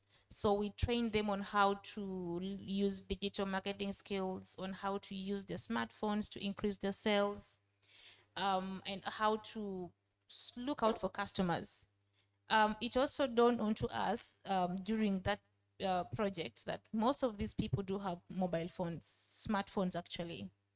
And most of them are consumers of what is posted online. And yet they do have businesses that they run. They do have products that they sell online. So we did ask ourselves this question, that if we supported these women with skills on how to be creators of this information that other people would consume, instead of just being consumers, what difference would it make? And we did that, and I would like to report to you that we did a follow-up again, and their sales have tripled. Reason being, people these days consume TikTok, content on TikTok a lot. And content on TikTok doesn't have to be at a certain standard. Provided you have your contact, you have the details about whatever you're marketing, it's easier for you to get traction and customers. So our beneficiaries have reported increase in sales. Sometimes most of them don't even go to their stalls to sell, but receive phone calls from their places of convenience. So this explains to us that supporting the people who are deemed vulnerable and not be able to access digital tools, supporting them with these skills, plays a big role in bridging the digital divide gap. And then also supporting them with skills that would help increase their income. And for women, we know that an increased income in a household also increases your bargaining power. If you're a woman and you have some money to your name, there are certain things that you won't be able to put up with because you can sustain yourself. But when the reverse happens, that is where cases of increase in domestic violence increases, cases of you being financially abused because you're 100% dependent on someone, you know. So to avert all these vices, there is a need for us as stakeholders to support the vulnerable, to support the women with the skills to help them have an extra income or an extra extreme source of income in their lives. Thank you so much. And, you know, we've been having conversations about tech-facilitated violence against women. So even if people have been supported to access, you know, we know that many people leave the digital space because of the tech-facilitated violence, especially in terms of trolling and you know, the cyber stalking and all those things that that women are particularly vulnerable to. So when you are training them and when you are preaching access, how do you do that while ensuring that they also have the knowledge on protection online and digital safety? 10+ years ago, I was a practicing female journalist. Judith, a team, we were in the same space with her some times back. And I left the profession partly because of being harassed online. And that is one of the reasons why Gender Tech Initiative exists. I asked myself this question: if let's say 5 out of 7 women leave the newsroom because of being harassed online, what happens? This will mean that the representation of female voices in the already male-dominated profession is going to dwindle, it's going to reduce. And then also, when we don't have female bylines in international media, what does that mean for a nation like us? We as females are better placed to tell our stories because we experience these things firsthand. So we do have a digital security training program for female journalists specifically in Gulu, where we train them to know how technology facilitated gender-based violence manifests, how it manifests, and how to avert it, and also how to report cases, to report it in when it gets extreme. We've seen right now it's the environment is very tense. The political environment is very tense. People are running back and forth to break stories here and there. Women are being trolled online. Women are being body shamed online. Women are being harassed online, and some have decided to retreat. I call it digital detox, to get away from the online space. So if we have people, especially women, who are already marginalized, not being online, not leveraging and accessing these digital tools, that means they will also miss out on the opportunities that comes with being online. For example, access to information, access to online tools, access to government services and amenities that are already online.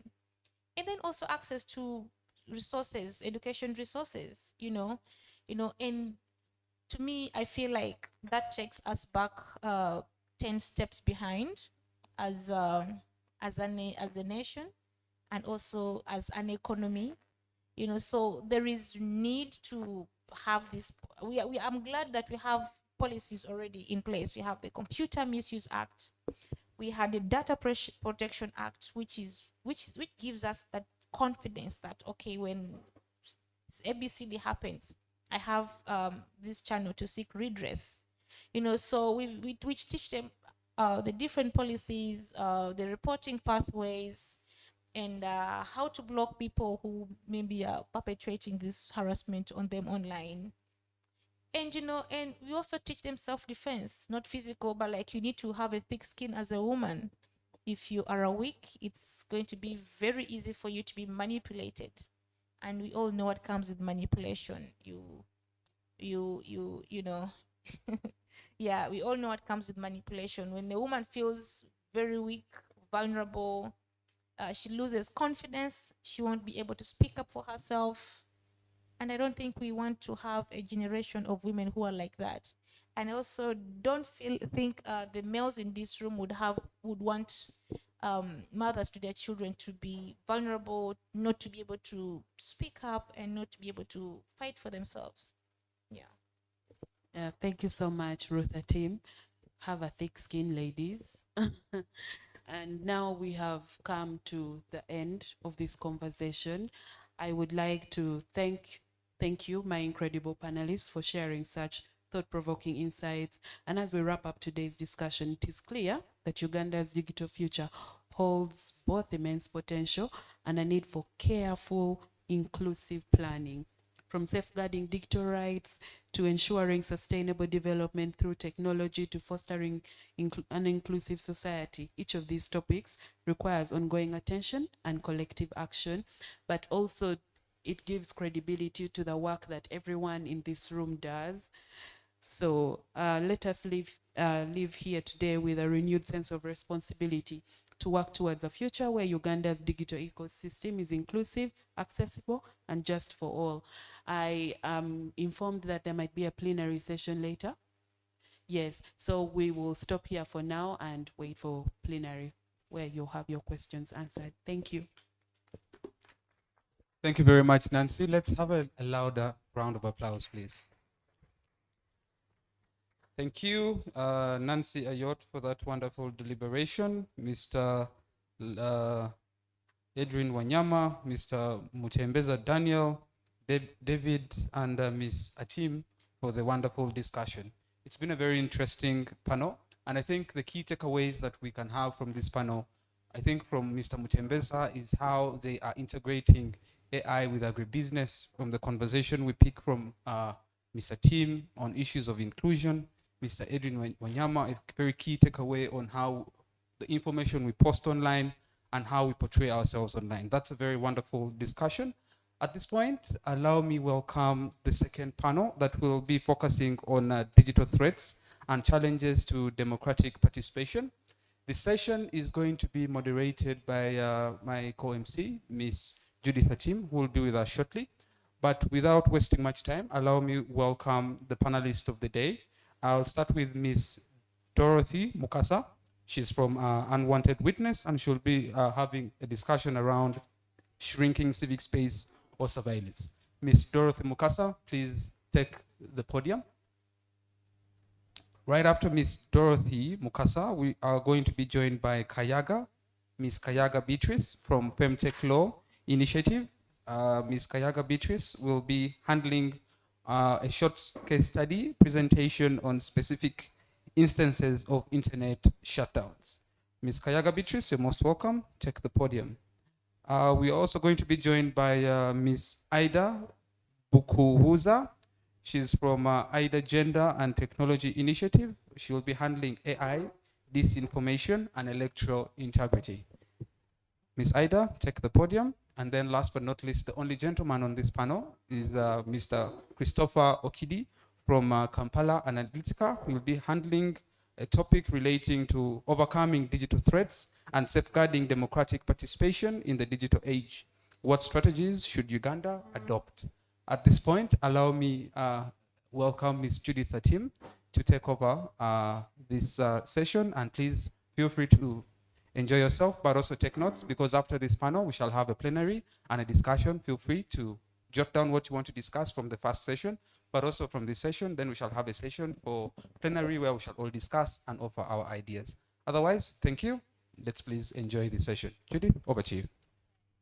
Thank you, Drake. But I also would like us to applaud the previous panelists and the session for their contributions and insights. I'm sure it hasn't left us the same. If we could just give them some applause, just thank you for their contributions.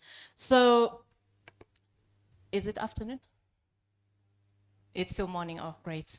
So our session is focusing on digital threats and challenges to democratic participation. And we all know that we are in an era where the internet has become the last standing civic space, but it's also a battleground for our democratic values. So in this panel and session, we're delving into the multifaceted challenges facing Uganda's digital landscape, from surveillance and censorship to the spread of misinformation and disinformation, especially as we approach this critical election period. Our esteemed panelists will share their insights and experiences on these pressing issues, starting with Dorothy from the Unwanted Witness. But what I'll ask each of you, though, is to first share with us the kind of work that we are doing, that you're each doing, that your organizations are doing, especially in regards to digital technology and governance. I think I'll start with you, Dorothy? Yes, let's start with Dorothy, and then we move over there and come this side, yeah. Thank you, moderator. As introduced, my name is Dorothy Mukasa. I work with the Unwanted Witness. At Unwanted Witness, we look at the intersection of technology, human rights, and the law. But our niche is the right to privacy. So we focus on the right to privacy and how personal data is really being governed.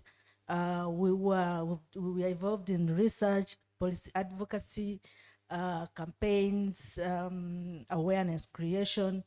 We were really instrumental in the formulation of the Data Protection and Privacy Act.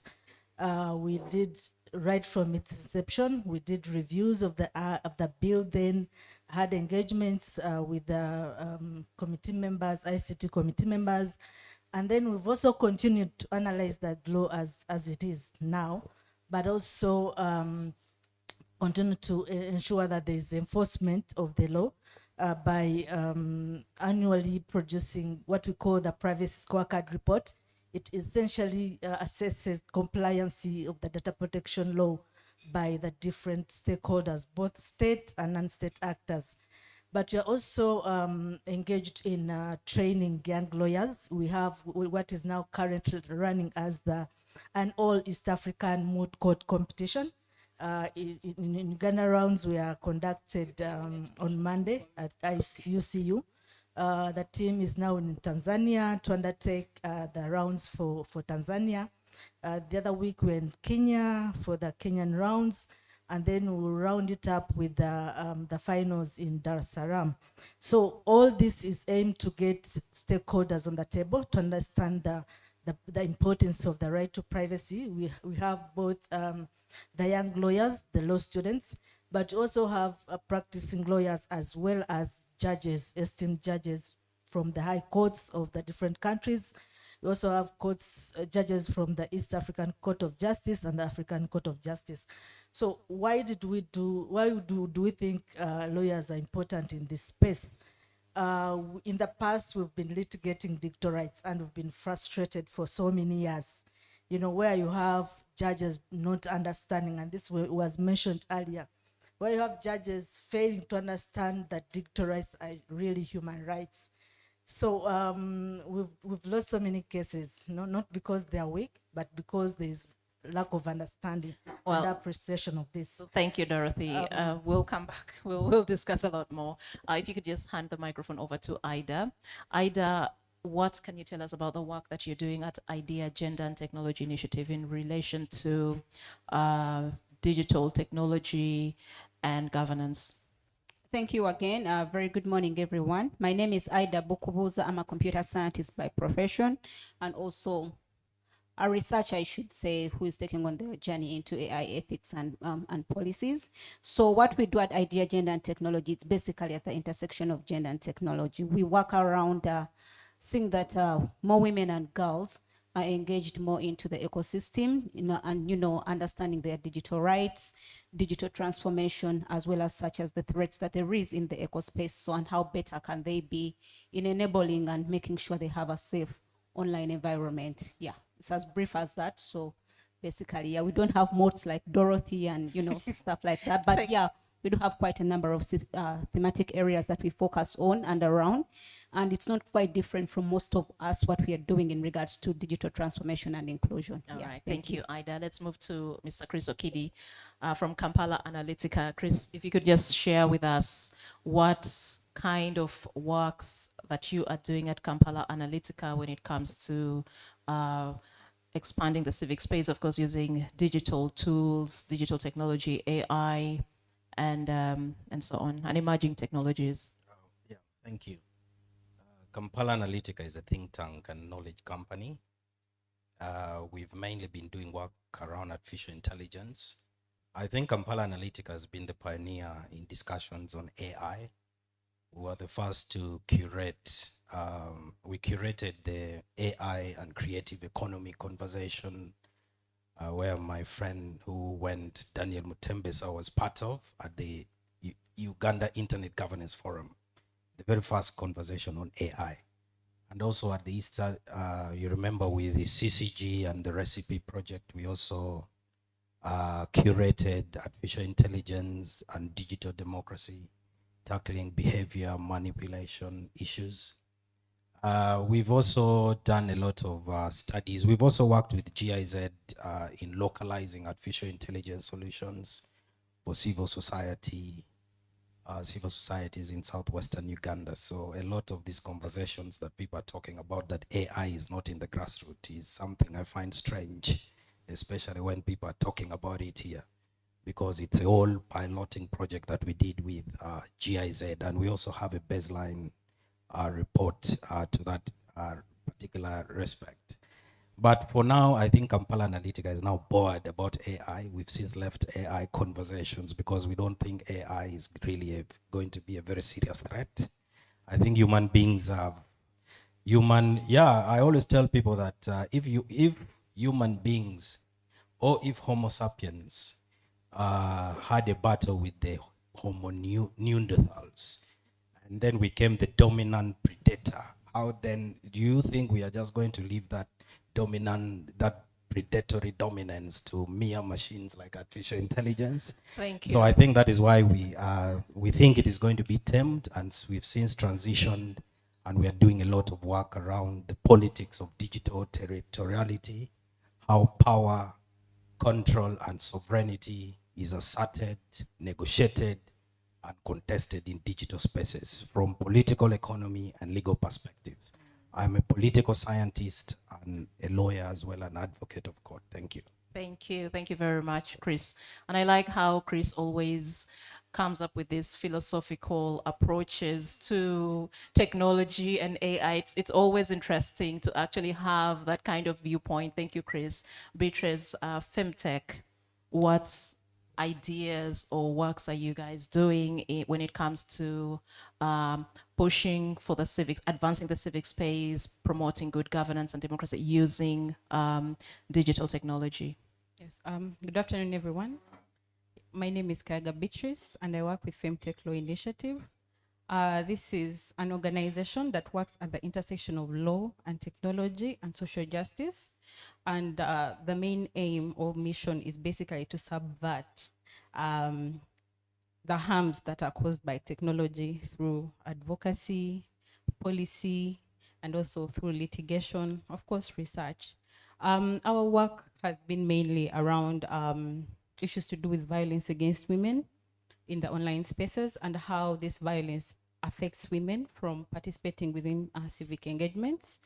We've had multiple discussions around the same, but again, our work still extends to the young women within universities, where we are basically teaching them about digital security and how they can engage within the online spaces in a safe manner, but as well as set up policies within the universities that enable them to report these kinds of violence, because at the bottom line is that we discovered that reporting cases of online violence is really low. Even when you look at our annual crime report that was released this year, the police just gave us a clustered numbers of what cyber crimes are. If you go and check, there is no breakdown of what cyber crimes were actually being committed. They just said cyber crimes, we had this kind of numbers, but they don't break down. They don't say, oh, this was fraud, we had this number of cases. There is no indication of reporting of cases of online violence. So our aim is to ensure that these cases are reported, and this will also help us in coming up with innovative solutions to combating the same. Thank you. Thank you very much. So it's time for us now to dive into the questions. And I'll start with Ida, since she's on the extreme end. So Ida, your focus is on AI, disinformation, and electoral democracy. That's a perspective you're bringing to this discussion. And we would like to know how AI-driven disinformation is shaping public opinion in our electoral processes here in the context of Uganda, especially as we count down to January 2026. And if you think there are any unique threats that AI poses compared to traditional forms of disinformation. Yeah, thank you very much. So I'll start from recalling from what the keynote speaker mentioned in regards to the comprehensive legal frameworks that we do have in the country. And unfortunately, I do not think that in Uganda we do have legal and institutional governance frameworks dedicated to AI so far. I think Mr. Edwin also mentioned that there are those that are on the African regional level, the AU strategy in regards to AI and everything. And I think also the Ministry of ICT and National Guidance is having, I think, a workforce, I don't know if it's yet enacted, a task force in regard to AI. Whereas in 2023, they had also the digital transformation roadmap. Amongst its pillars, there were, I think, 5, still mentioned by the keynote speaker. Unfortunately, there is not a particular pillar that is targeting AI. There is one for cybersecurity for sure. However, we do not have one that is strategic for AI. And we are in an environment or an ecosystem where AI is buzzing. Everyone is talking about AI and trends. But when you look at the detail about AI, do we even understand what AI is? And I'm glad that he earlier on, I think it was Mr. Mtembesi mentioning the interpretation of all these slogans to many people. In this room, we may do understand what AI is in full. However, not very many people understand even the definition of AI. We are just buzzing with the trend, talking about this and that. But the detail, when it comes to AI, we still have quite a lot of work to do in that regard. There are very many people, we cannot dismiss the efforts of like Kampala Analytica and many other people who are contributing to the conversation and the space. However, we still have a very, very huge gap when it comes to the discussion in detail about that. So back to your question in regards to some of the threats. And it's very fortunate we are having this conversation ahead of the general election. And I think the campaigns that are coming up in the next couple of weeks, if not, they have already started. However, we still have a very thin line between the propagandas from the mainstream media versus what we can do in the AI ecosystem, which deprives so much on social media in today's changing world, especially for Uganda's case. And to just rethink and how people interpret, I'm going to look at maybe one example for just time management. And it will be around misinformation and probably deep fakes as an example in that regard. Many speakers already have spoken about the gender disinformation, the threats in regards to technology, gender-based violence for women, especially targeting those that are going to be contenders in the next general election, and are both in media as well as in leadership positions and politics. So I have quite a number of those down here. I'll just briefly take you through. One of which being entirely fabricated, whereas propagandas in the mainstream or the general practice of how we used to report or how we used to interpret information before, with AI, the buzz and the rationale on how the speed is when it comes to fabricated information is quite high. I'll not even go in detail in AI. When you look at if something happened here at Fairway right now in this particular room, before even mainstream media comes here, we already can, all of us, if we are to disseminate this kind of information, it will be, 10 times more than what can be spread out or disseminated versus mainstream. So fabrication becomes such a very huge threat in terms of authenticity in terms of how things can be conveyed visually or even when it comes to video interpretation. So we have that kind of threat. Then we do have a production of many variants tailored in terms of personalization and how interpretation is made. If there is a targeted thing or someone is being targeted, let me use an example since we are talking about elections. And then let me assume Edwin is maybe standing for maybe MP somewhere. Allow me, please. You've suit the position anyways. So I will do anything to fabricate whatever it is and personalize him to what I want the public to visualize. And that can be a threat in terms of identity theft, you know, when it comes to their online space. We have seen very many examples. I think a couple of months ago, we had one of the women contenders in one of the NRM primaries. It was, I think, a Kwanzi, you know. I do not know the story about it, but we saw the propaganda when it came to making sure this kind of information is intentional and fabricated to go even further, just because one, she's a woman contender into the election, two, because she's also still a young girl, and these are the things that people have been already talking about in regards to targeted violence.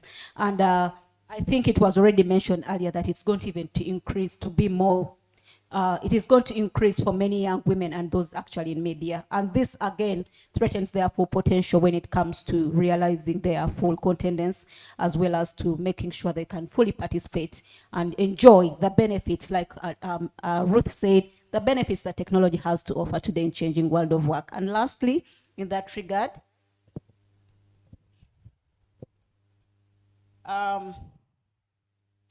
undermine verification institutions. We have quite a very big threat when it comes to regulatory bodies, when it comes to observatory. The observations when it comes to election processes in Uganda, especially the democratical part, we look at how many votes, but someone mentioned something about response.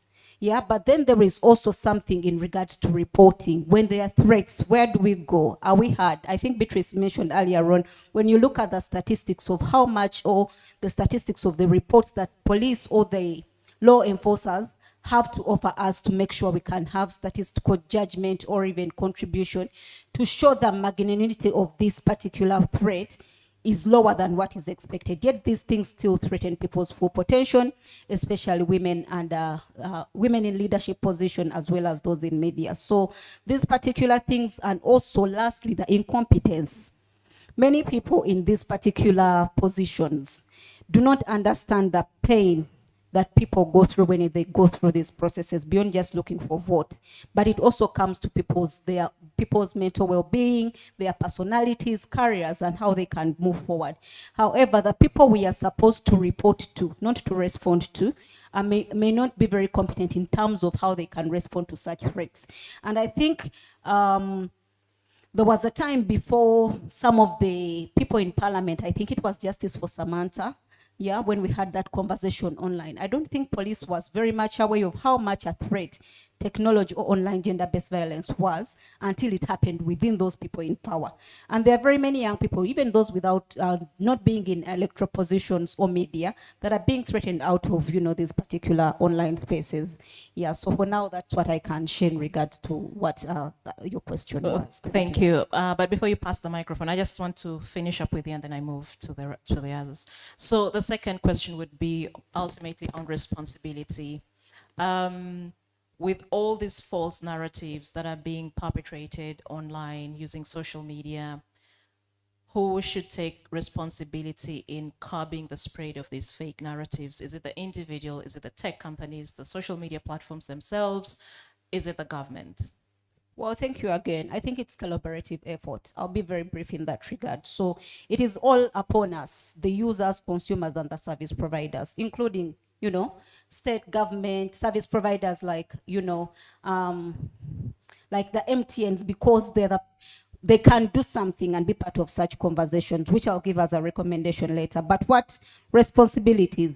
I think content moderation and detection should be something that we should, you know, highly look at, especially when it comes to this social media age and era. So many people feel freedom, and I always tell people there is a very thin line between you being the oppressor or the person who is enjoying the freedom of speech. There are certain things that are going on, and then we feel like it's expressive. However, you could be oppressing other people and threaten them out of these particular eco spaces to enjoy their full right and to enjoy their, the opportunities that there is that technological innovations have to offer. The other thing is the internet responsible use should be a collaborative effort as us as individuals who can consume and also contribute to the space, because like we talked about digital inclusion and rights, it shouldn't be a one-sided effort. It should be also what you want to receive, you should be able to offer. And then the other part is localization and adaptation and contextualization. Oftentimes when we have such conversations, there is a lot of English going on, there is a lot of, conversations going on. However, and I think it's a team who talked about the informal sector and very many government services. There are quite a lot, and I think the keynote speaker was very clear on outlining on what the government or what the digital transformation roadmap in terms of its pillars has to offer to us as citizens.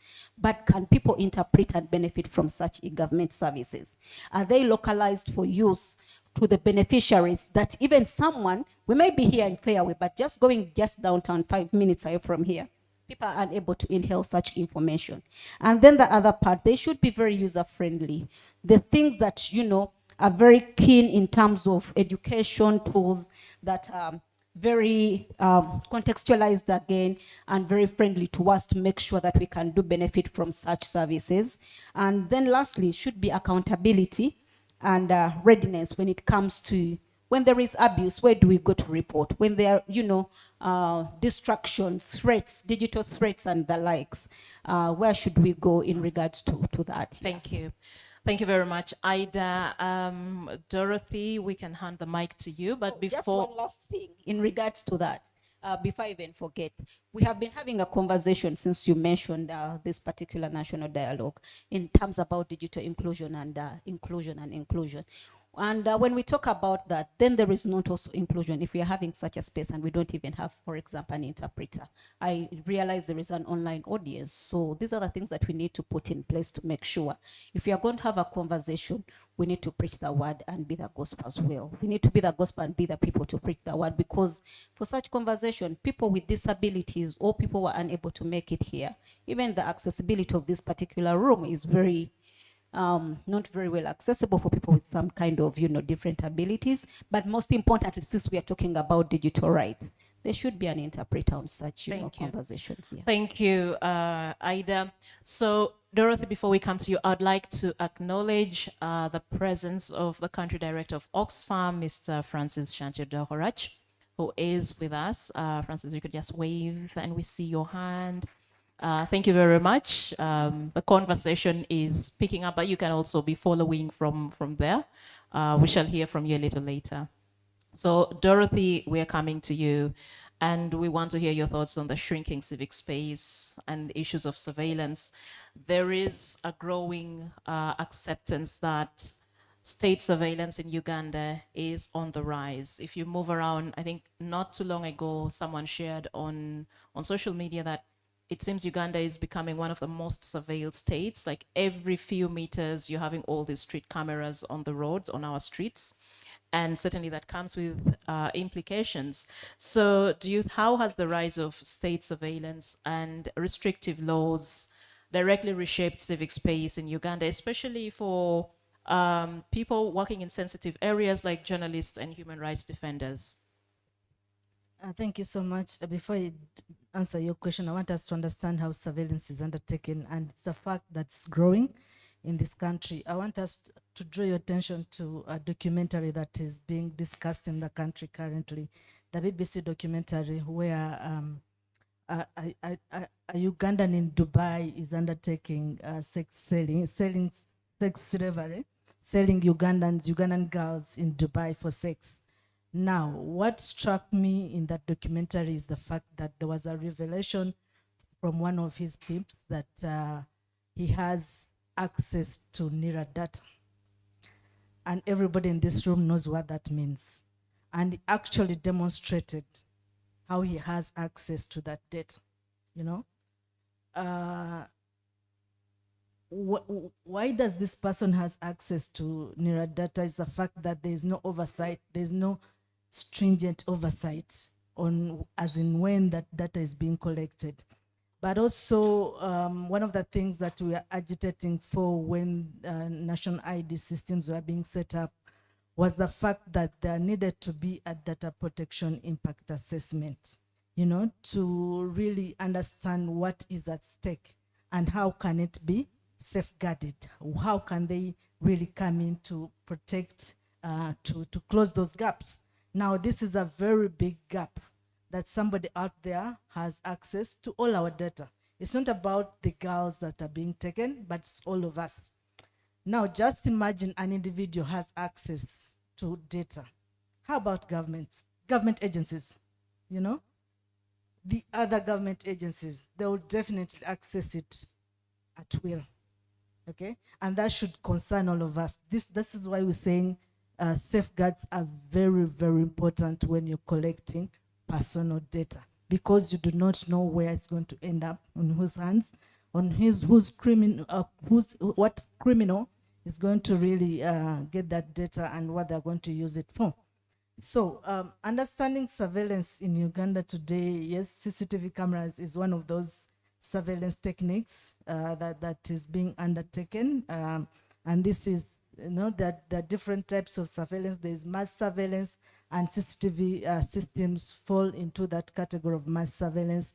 That registration of our telephone numbers, you know, is not merely registration, but, you know, it has your personal information on it.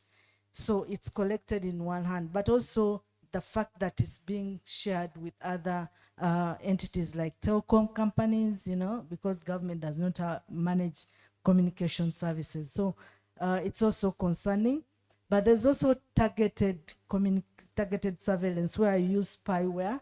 We know that Uganda was named among those countries that has used spyware, you know, to target individuals, you know. And most times this spyware, that the victim will never really realize that they're being targeted. In our recent report study we did in understanding surveillance trends in East and Southern Africa, we realized that some people, especially journalists who have iPhones, are able to get notifications, you know, telling them that maybe somebody is trying to access your phone. But then not everybody is able to really pay attention to that kind of information. Many of us will ignore it, you know, but it's speaking to you, telling you something. But for those with other types of phones, you know, you never even get that sort of message, but you're involved in sensitive work. So you're really prone to targeting and getting that your information, and also surveilling on you. What spyware really does is that it accesses the person's full phone without their knowledge, without their consent. Okay, it accesses your location data, it accesses your text, it accesses your literally everything that a phone does. So it's very easy for a person that's surveilling on you to be able to get information. The real-time phone interception is the whole instance why we had our phone numbers registered, so that government can really have real-time interception of our communication. You know, you hear people saying my phone, you know, the network is somehow interrupted. You know, for some people they will really interpret that as being surveilled on. So there's also use of malware, but also you have social media monitoring. 5 years ago, we did a study on, there's a department at the cyber unit department in Chibuli, which is called the countermeasures unit, that really engages in social media monitoring. So it does the mass monitoring, but also targeted monitoring. So that unit is not really regulated. You know, it's not provided for in any laws in this country, but then they're involved into in monitoring the activities of different actors and individuals. So, so we are seeing an increase. That speaks to an increase, definitely, of the use of technology to weaponize and control what we do, what we say. And as we get into the political season, it's even getting worse. We also documented in our report the use of drones. In the previous elections, the use of drones on targeted individuals who were, for instance, you know the Magele story where a drone was being used to monitor individuals in there. But also we know that we've also had the breaking of encryption, where government or security agencies have failed to undertake this, then they will use their partners, the Chinese, to be able to break into encryption for those that are being targeted. So this is facilitated by the laws have been talked about in the morning. Earlier we had that we have the best laws of the land, but then these laws are broad and vague.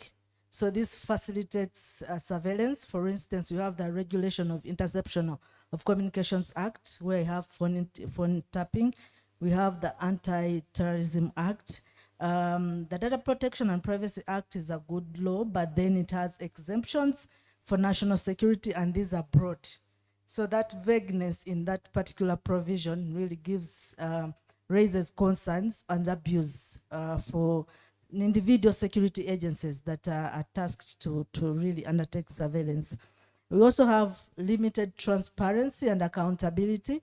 Today, if you really feel you're surveilled and you really have evidence that you've been surveilled on illegally, you do not have any remedy, okay? It's very hard for you to get any remedy. So there's also, you can't hold anybody accountable, but also there's no transparency when it comes to surveillance. You know, you're not told, your consent is not sought, you know, but it's also over broad.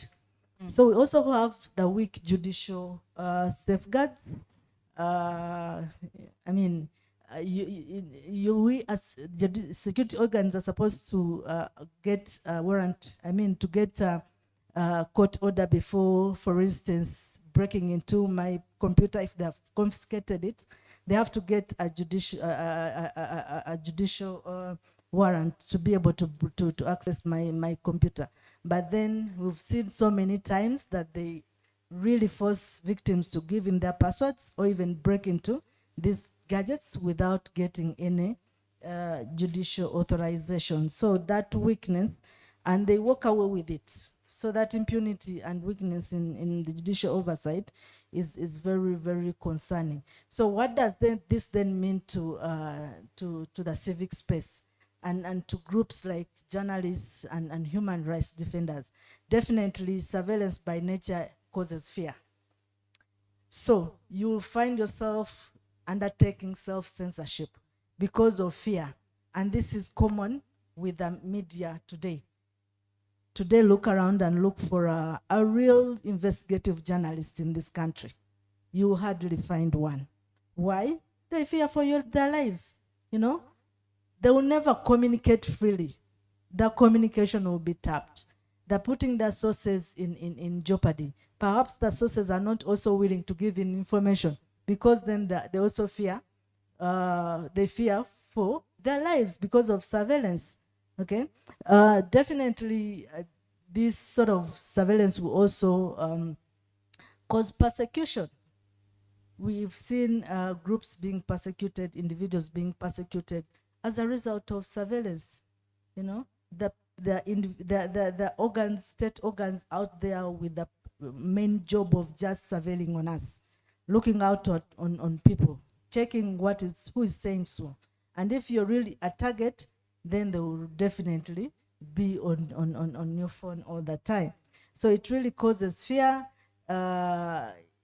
People will not, assemble. That freedom of assembly is eroded simply because, somebody is watching over me. You do not know where the cameras that are going to focus on you as a group that is being assembling that where it is located. So they will definitely come after you. And this is the whole essence of having this, investing in surveillance, to create that source of fear and have control over individuals. But I think it erodes away the good intent of national security when it comes to surveillance, but also the democratic principles that this country really needs. Thank you. Right. Thank you, Dorothy.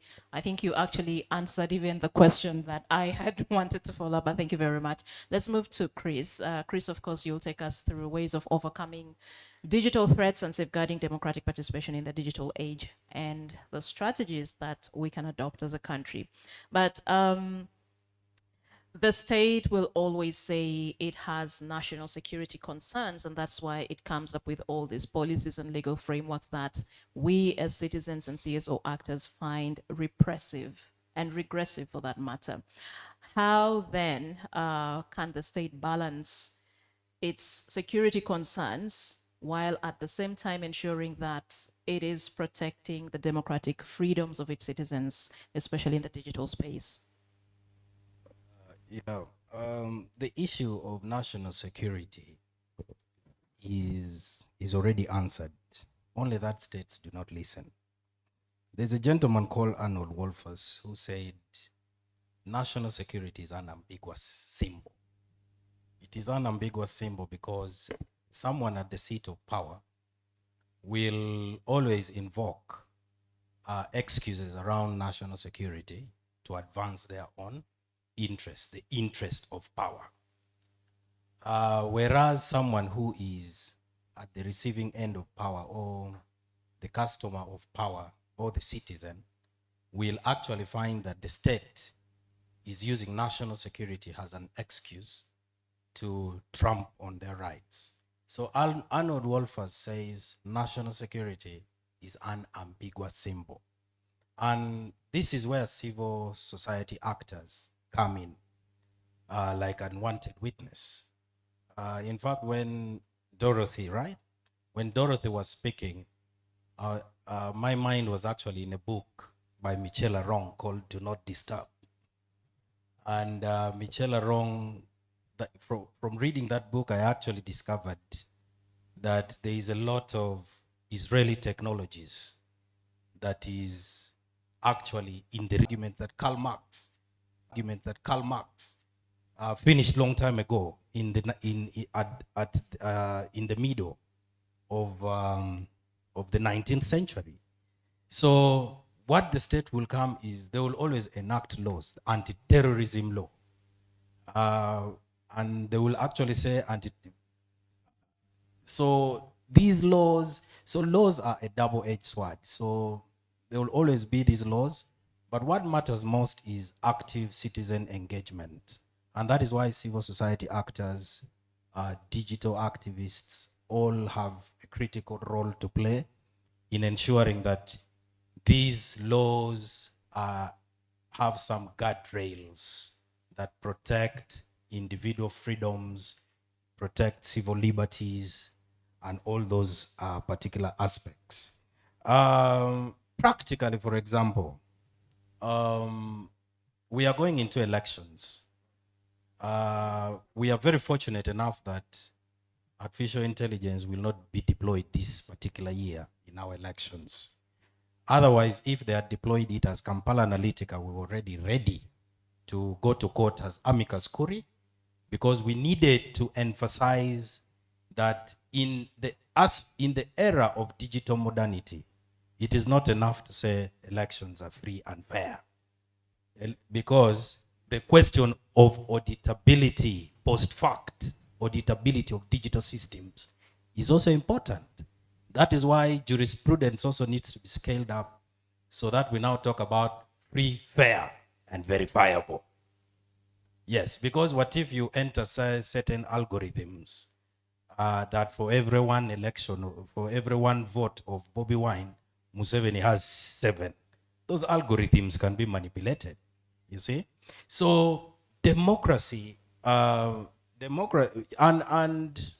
from Dorothy's discussion, you could actually see all the dangers that that an extractive digital landscape causes, or what it does to roll back our democracy. Micro-targeting, you can talk about them. Someone earlier was talking about disinformation, propaganda. By the way, I am a fully certified propagandist, trainer in propaganda. I know what propaganda is, all the types of propaganda and how they operate, because part of my heritage, before I came into these knowledge spaces, I was in politics. I used to be the national youth leader of the Democratic Party, so I have also had some trainings on propaganda. So you need to also make very good use of me.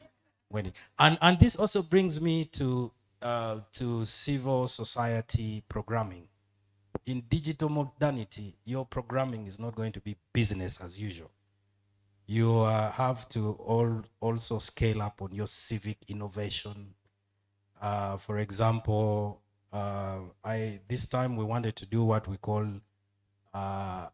Uganda UG26 election hackathon. And in that hackathon, we also now wanted to say, okay, how can we come with the tech solutions to the problems of tech and elections? For example, how can we then use also that same big data that Electoral Commission is using to also come up with tech solutions to counter some of those electoral gaps, deficits and all. So the manner in which you're going to do your programming as civil society actors will also have to change. And I don't know if I'm still within my context, but for me, what matters most is vigilance. We, as citizens, we need to be vigilant citizens. Democracy must precede a democratic citizenry. Without democratic citizens, there is no democracy. So citizens need to have a democratic mindset, need to be active, and need to counter all these particular aspects. I'll pause there. Thank you. Thank you very much, Chris. Let's move to Beatrice. Beatrice, of course, I want us to zoom back into history and look at instances of internet shutdowns that we've had. And in most cases, we all know these internet shutdowns happen during or on our election days. Normally, when vote tallying is starting, then suddenly the internet just goes off. And we've had these experiences. And the thinking is, thankfully, Chris says AI will not be deployed. We hope so. But the thinking is that 2026 January will not be any different from 2021, will not be any different from 2016 in terms of internet shutdowns. But Beatrice, I'd like your insights on what you think have been some of the most significant political or social consequences that we've seen in the past as a result of internet shutdowns during our elections and protests. Thank you so much. Maybe I should be the first one to announce the shutdown for 2026.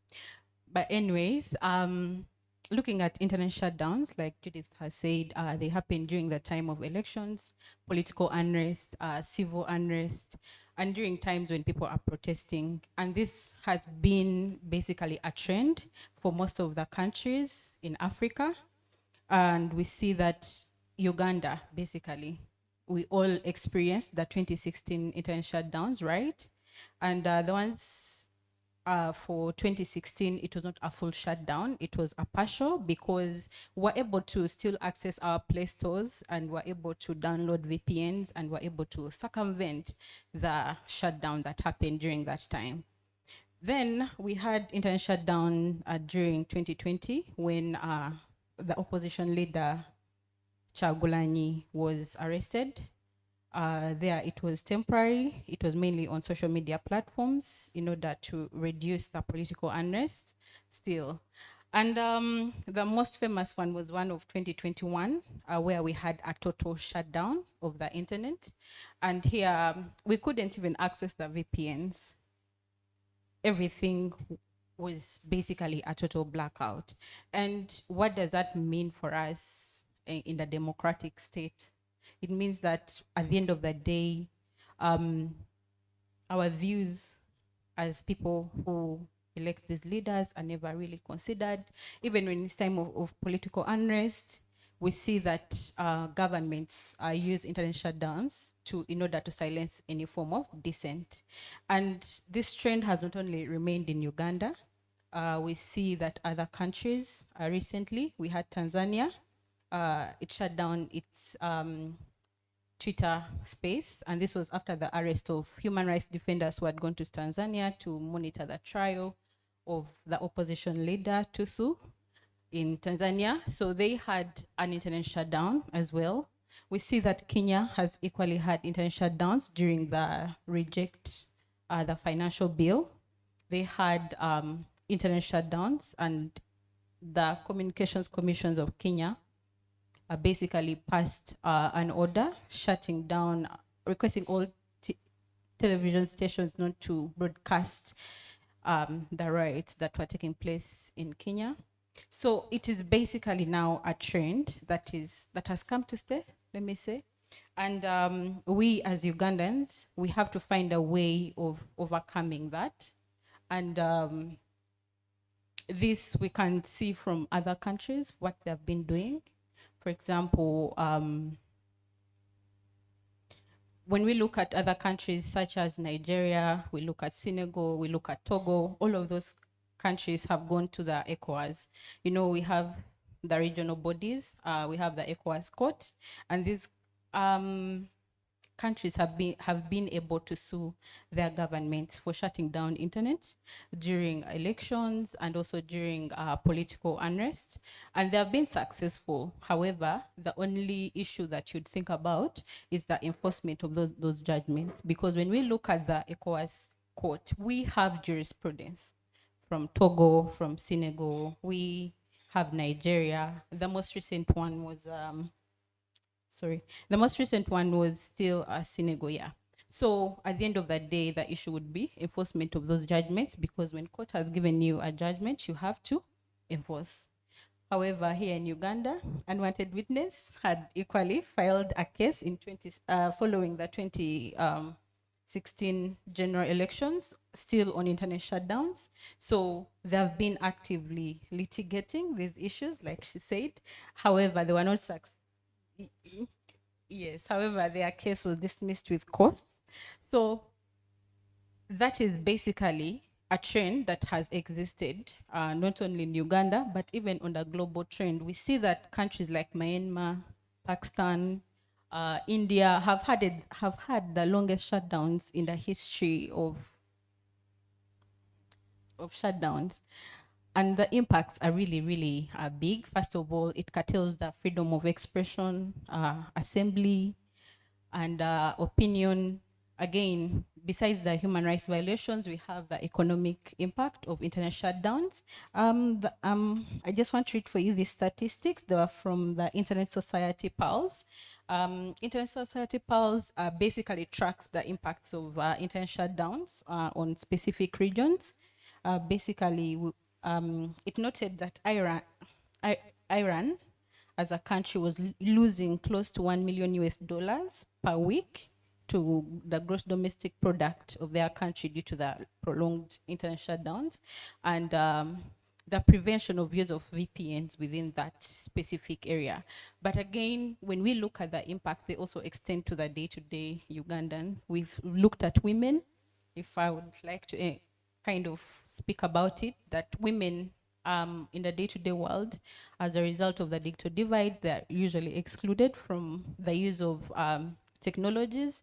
And with internet shutdowns, they further exacerbate such inequalities that exist within our communities. You find that women who had made their way onto Facebook to be able to sell their products, after the closure of Facebook, most of them are no longer on the internet, or they're no longer, if at all, they found their way to TikTok. Because when you look at Uganda, you realize that Facebook had become one of those platforms that anyone could freely use. Anyone could freely use to express themselves, be it in Uganda. They can't use the normal Twitter because it is so elitist. So at the end of the day, we look at the women who dropped out of business as a result of that shutdown, but then also this again translates into the economic loss that Uganda, that affects Uganda at the end of the day. Yes. Well, thank you. Thank you very much. It's 12:21 p.m. already. We should have finished at around 12:10. So I'm not going to give you another round of questions. I would have loved to, but we'll be eating into so much time. Thank you very much, Dorothy. Thank you very much, Beatrice. Thank you, Ida, and you, Chris Okidi. So let's now allow Mr. Drake Onen to take us through the next session, which is the plenary, in which he'll be inviting the rest of you to actually make your contributions, questions, or comments to the two sessions that we've had. Thank you very much, Ms. Judith. Let's give the panel a very thunderous round of applause, please. All right, so at this point in time, we are going to go through the plenary. So I'll just request the panelists that have had this session to stay on your seats. And the previous panelists, wherever you are, I'll bring the mics if there are questions that are being addressed to you or comments. So I'll just pass the mic around. If you have a question, comment, please feel free to air out your minds. Thank you. I'll start with Omega. The last shall be first, Omega, but it's not a justification. I raised my hand first, but I'm going to just share my thoughts. It's been interesting. Every time I come for recipe convenings, I think, okay, there is nothing much more that they can add. Truly, this is the last one that we are having, but there is always something. So I'll share what was the name of our keynote. I have it here. Last one. It was a great keynote, but something that stood out for me is when he said that digital rights are not guaranteed rights. Right? When we are talking about them here, we say, oh, digital rights. And as you were speaking, I was on my Google and I was actually searching, and there is no such thing as a what? A digital right. So you make reference to the Constitution, but even when you're making reference to the Constitution or any other laws in place, we tie digital rights to other human rights, right? So we tie them to the right to privacy, the right to access information, the right to assembly, you see. So they hang in this what? In this balance. So here I noted down and I said the United Nations Human Rights Council itself has failed to sort of acknowledge these rights. You know how they carry a baby in African society? When you want them to sleep, back in the day, you put them on the back and you tie a suka. So that is what we have as digital rights in our current what? Landscape. So this council adopted resolutions applying a human rights-based approach to internet access and digital policies. So you can imagine they're saying, if you want digital rights, let us apply a human rights-based approach. It's like a program, right? Let's apply a human rights-based approach. But the reason why this stood out for me is because then when it comes to application, again, as he was saying last one, he was saying we have struggled in courts. Even the lady from Unwanted Witness said we've struggled in court for court to recognize these rights. Court cannot recognize something that is dependent on another thing as a right, right? We shall see how it goes, but you'll find that every time someone brings a matter to the court will then have to do a case-by-case basis. So what is actually what is actually before the court is not the discussion of the digital right, but rather the discussion of how much that digital right encroaches or is fixed into a particular what? Constitutional what? Right. I'm almost wrapping up. So then for me, my question would be, why don't we have digital rights? Right? Why isn't it possible that if you are a human person here, you have the same identity to be regarded as a digital person? Why isn't your Facebook account being regarded as the digital person of Omega Loyal is being recognized as this and this and this? But then again, you still have the same problems digitally, because when you go in the digital space, now they are clever. They're now referring to it as personal data or a digital identity. You see? So you will have these conversations until we shall come out and say that there is such a thing as digital rights. One thing that stood out for me as the conversation was going on was, who is a human being and then who is a human being online? We've throughout the past few engagements, we've always had these conversations and said that it's really interesting, let's protect our rights online. But these are extremely two different people. The person online doesn't have ears, doesn't have a mouth, doesn't have the physical attributes that I might have, but there are distinct qualities of what an identity is online that even the human person may not have. For example, the ability to associate with a larger group of people. If you are spiritual enough, there is a Bible verse that says, what is manifested in the spiritual will be manifested in the physical, like that. So something around that. Then also, last one was talking about influencers, and I was thinking about, remember when Sheila Gashumba revealed that she was earning 20 million, she was earning money, and then the Uganda Revenue Authority came up and said, we need to tax this money. But again, looking back, it was the interplay between who a digital person is and who a physical person is. If she's earning money, is there an account that is, has she disclosed digitally that this is the account to which all payments shall be made? He was also talking about, throughout this conversation, people have been talking about the 20 years, and I have to make this disclaimer because I'm a human rights activist. When we shared that, when I said I'm not 20 anymore, this is Obita, by the way. It is not digital rights inclusion, but it is really just to recognize for our sister that is in the room, that is young, that it's truly just, I don't even remember what I was doing when I was 20. But to be in a room like this is just, for lack of a better word, it is magnificent. I can only imagine what you're going to be doing at 25. And I hope that was the thought process of everyone that was making reference to age. But Drake, I see him coming. Moderators, they're clever. They just be swooping in slowly. But just a few more things, not a lot. What Mr. Okidi said was right. On some of these players, the political power behind what we are now discussing as digital rights. I think you saw when Donald Trump hosted Mark Zuckerberg and all these people, and there was actually, showing you that these people are here to stay, right? They are not going to be regulated. He's asking the gentleman, how much are you going to invest into the economy? So we've actually gotten to a place where we have oligarchies, people that have been enshrined in this space. They have the money. They're now controlling what?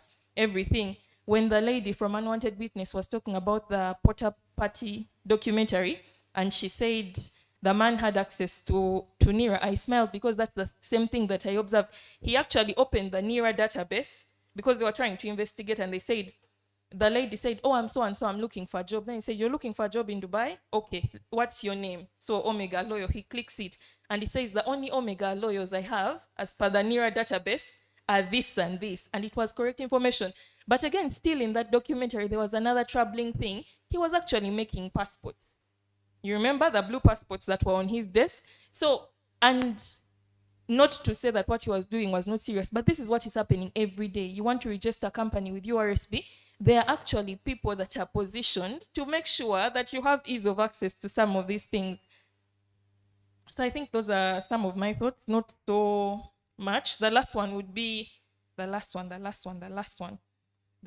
would be, what is the role of the government, especially in terms of the right to access information? We always look at digital rights from a place of leisure. I remember when I was in my S6, there was Facebook Zero. You go on there even if you don't have data.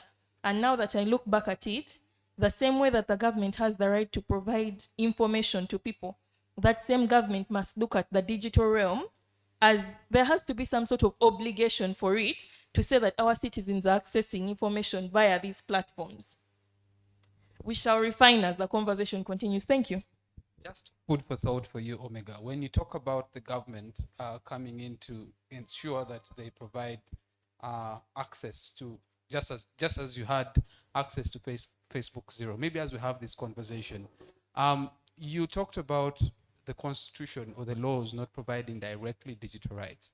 But the principles of human rights, for those who studied law and human rights, provides that human rights are interdependent and related.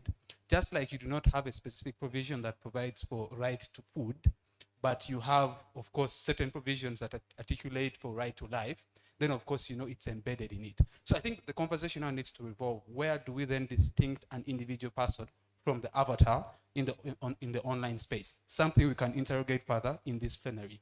Let me get to Yasmin, and I'll come to you later. Yeah. Thank you so much. These were very, very enlightening discussions from everyone, and I'm so grateful to have listened to everything. When it comes to my question lies in, actually my question is directed to Chris when you're talking about digital democracy and so on and so forth. So for me, I would like to bring you to the Nepal example, okay? Look, to give context to everyone, yeah, for one, Nepal recently had a crazy, political instability era. It's the worst since, they've ever had. And this was sparked, one, by the ban of social media platforms. And, obviously there was the corruption and everything, but the ban of social media platforms, they banned almost 20 plus social media platforms. And this proceeded to something even more unique because they ended up electing their prime minister on Discord. So this is a unique use of a social media platform because, for one, it had never been seen that an electoral official would be elected on a platform, a social media platform,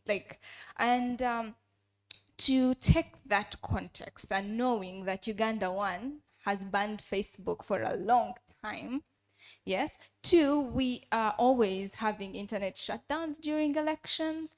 And, three, the political situation that we have in Uganda right now and all that. So when you take all of this into consideration and you're talking democracy, does Uganda still have democracy? Are we heading into a similar situation as Nepal? And while we're talking ban of social media platforms, you have to remember that the reason Nepal banned the social media platforms, they actually had a good reason because they did ask them to register with their national communications, information and communications, body, and they failed to do so, which is why they banned them. That's actually a very legitimate reason. And when you look at Uganda, and I'll bring back the Google case that they've been discussing, we've had judgment to that end where Google is required to comply and register with the Office of the PDPO. Yeah, the question is, if Google does not comply, how is Uganda going to enforce it? If we also follow the same route and end up banning Google, what will be the repercussion of something like that? And also, remember, this case is supposed to set precedent for other big tech. They all are data miners, they're data collectors, and because they are, if Google refuses to register with the office, will the others register? Obviously they won't. This will set precedent on how we handle such situations. So when you consider something like that, and we're looking towards the same pitfalls that Nepal has had with failure to register, and what is going to be our response to something like that? Will we also ban social media platforms, and what does that say about us or how we handle such situations? Thank you. Interesting questions. Thank you. So my question goes to, I have two short questions, but one of them goes to Mr. Okidi. You mentioned, to paraphrase what you said, you mentioned that there will not be a use of AI during elections. So my question is, and then you went on to say that Kampala Analytica is ready to combat it. Again, I'm paraphrasing. So what does combating the use of AI during elections look like? That's question number one for Mr. Okidi. And then you can also answer this second one, or it can be passed to anybody else. So I've been in these rooms where, today we're talking about digital literacy, right? And in so many of these rooms, we've been talking about how there is going to be an internet shutdown. So my question is to those in tech, are there any, and this might sound treasonous, I hope there's no reporters here, but are there any strategies or measures that we've put in place to combat that? Because it's unlawful to say, so are there any measures that have been put in practice to any of the panelists or anybody else in this room to combat the internet shutdown so that work continues? Because I know probably all of us use the internet to do our work. So yeah, those are my two questions. Thank you.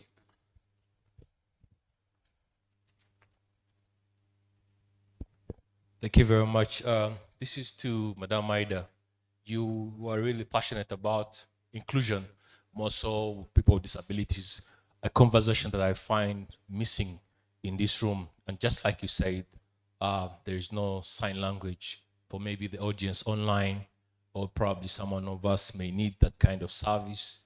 But a critical point I wanted to raise is that, and I'm asking the question, is that how many of us as organizations have our websites fitting with the international accessibility guidelines? I think that answer will be a definite no, and so does government websites. So here we have international guidelines that talk about accessibility, where we should be having accessible magnifiers or voice to text for people with disabilities. And as a country, we have actually decided to disassociate the people with disabilities from accessing information. Yeah. Right now, for example, we're in an election year, and the Election Commission is running a series of information on their website. But I can tell you that according to the data that we have, according to the country, a greatest number of young people, people are not accessing information, because then we are not putting into place very accessible guidelines. On the other point I want to ask Okidi is that, what's the nexus between digital rights and digital literacy? In the context, for example, in my case where I work with young people, we have a 41% of young people not in education, not in a training, not in not in employment. So you really see that if a country is using data to inform how it transforms itself, then you're going to find itself kind of mismatching.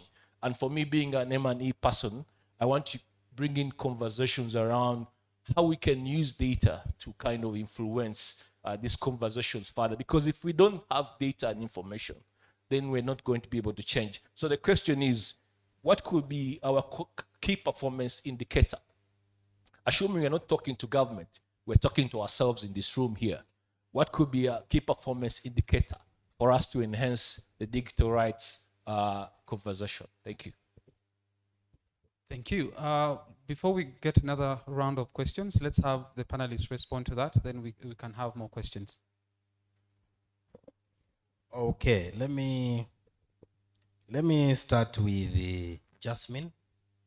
Yeah, I think Jasmine brings in a very interesting perspective. One thing is that there's what we call subaltern agency. These are marginalized groups who are trying to assert their rights and then advance also democratic causes. We also see that in Uganda. So digital platforms, in fact, my PhD is actually around digitalization and subaltern agency. And you can see it in Uganda. When we used to tear gas people, where have we retreated? Twitter. Now from Twitter, we now have a lot of campaigns. There is exhibition that, exhibition the other one, exhibition the other one. So what these tools have become, they have become tools of the oppressed to push back on power, you see? And the Nepal situation actually tells us that I think that this is the time of internet. And there's an American politician who actually said, nothing can stop an idea whose time has come.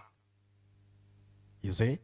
So it is, although debates around digital democracy sometimes ends up in people talking of, like people quoting Malcolm Gladwell, who says this revolution will not be tweeted. But we actually now see that in Nepal is showing us a completely different example. And let us, I have had previous discussions between Omega and Drake. We need to approach this matter as a matter of digital modernity. For me, when I sit in digital rights spaces, I try to implore people that let's look at this as digital modernity or technological modernization. So when we approach it from that broader context, then we can then for me, I think that anchor can give us a number of solutions and a number of ideas. But when we just single it out and say, today we are talking about AI, tomorrow we are talking about data, the other day we are talking about the other thing, we are going to lose the bigger picture because society changes. And even when, it reminds me of a case by Lord Denning, Parker versus Parker, where he says, where Lord Denning, apparently the other council had said, there is no such a precedence where this was applied. And what did Lord Denning say? Lord Denning simply responded and said that if we are not supposed to do the things that we are supposed to do because they have not been done before, then society is going to move forward, and then the law will remain stagnant, and it will be bad for both. That is a classic example of what we call sociological jurisprudence. And what does sociological jurisprudence tells us? Laws are therefore supposed to be in tandem with a particular time. So for me, I think, I hope, Jasmine, I have answered you. Let me come to Faith. I think Faith misquoted me. Don't cause me problems. People who know me, today is my first day without a clutch. I always move with clutches. Today is my first day without a clutch, which is also around political violence and the state. So I don't want to have any other problem of my leg being broken. Yeah, but I didn't actually say that all those things you said. I simply said, we had a conversation, was it CCG that convened that conversation? And the Minister of Justice and Constitutional Affairs, the Honorable Norbert Mao, said the extent to which we are going to use technology this time around is going to be BVVKs, biometric voter verification kits. So we are not going to go into electronic transmission of votes where you can vote digitally, where AI, and you know where AI is always around, where there is going to be such kind of things. So this time round, and also I don't think Uganda as a country is really prepared for that sophistication of technology, you see? So the extent to which we are going to use technology is going to be BVVKs. And on internet shutdowns, you remember March to Parliament? During March to Parliament, there was a young man who actually developed his application, which required reporting. And government tried to shut it down completely, and they failed. So that is why I'm saying that programming also has to change. And do you know that there I like seeing Civic and other digital democracy initiatives call for applications for innovative ideas around democracy. And some of them is, if government can hack, why not citizens also to have a counter-hacking strategy, you see? So, you know, there's also what we call hacking for good. I don't know. But something, yeah, something. But, yeah, ethical hacking. So some of these, subaltern agency may sometimes require that subalterns engage in ethical hacking to advance democracy. And yeah, and then internet shutdowns, there are very many ways you can circumvent. I had the opportunity to have contributed to the recentering Civic Internet Manual. And there are a lot of tools that we have provided there. For example, Facebook is shut down in Uganda. But even before I came on this panel, I was using Facebook on my MacBook. Why? Because there are other tools like VPN, you see? So there are several, and VPN now, there are VPNs that are now linked to Conduit. And now Conduit is specifically to even ensure that you're safe. Because their role is to protect digital democracy. And then Ivan on digital rights and digital literacy. Digital literacy is very essential. Digital literacy is very essential to enjoy digital rights. And digital has basic information such as knowing how to protect yourself from, if you're an activist, how do you protect yourself from all these? Yeah, let me pause there. Yes. In addition to internet shutdowns and how we can circumvent them, he has mentioned VPNs, but if you are rich enough, you can set up your own satellite and you directly connect there. Away from the tools, we also have resolutions at the African Commission that require states. For example, we have resolution 362, resolution 580, and these resolutions at the African Commission basically require states to ensure that there are no internet shutdowns during elections. And they also require the states to pass laws in that regard to ensure that there is no internet shutdown. So what is our role as civil society? This is where advocacy comes in, that we advocate for passing of such laws where we can hold Uganda accountable.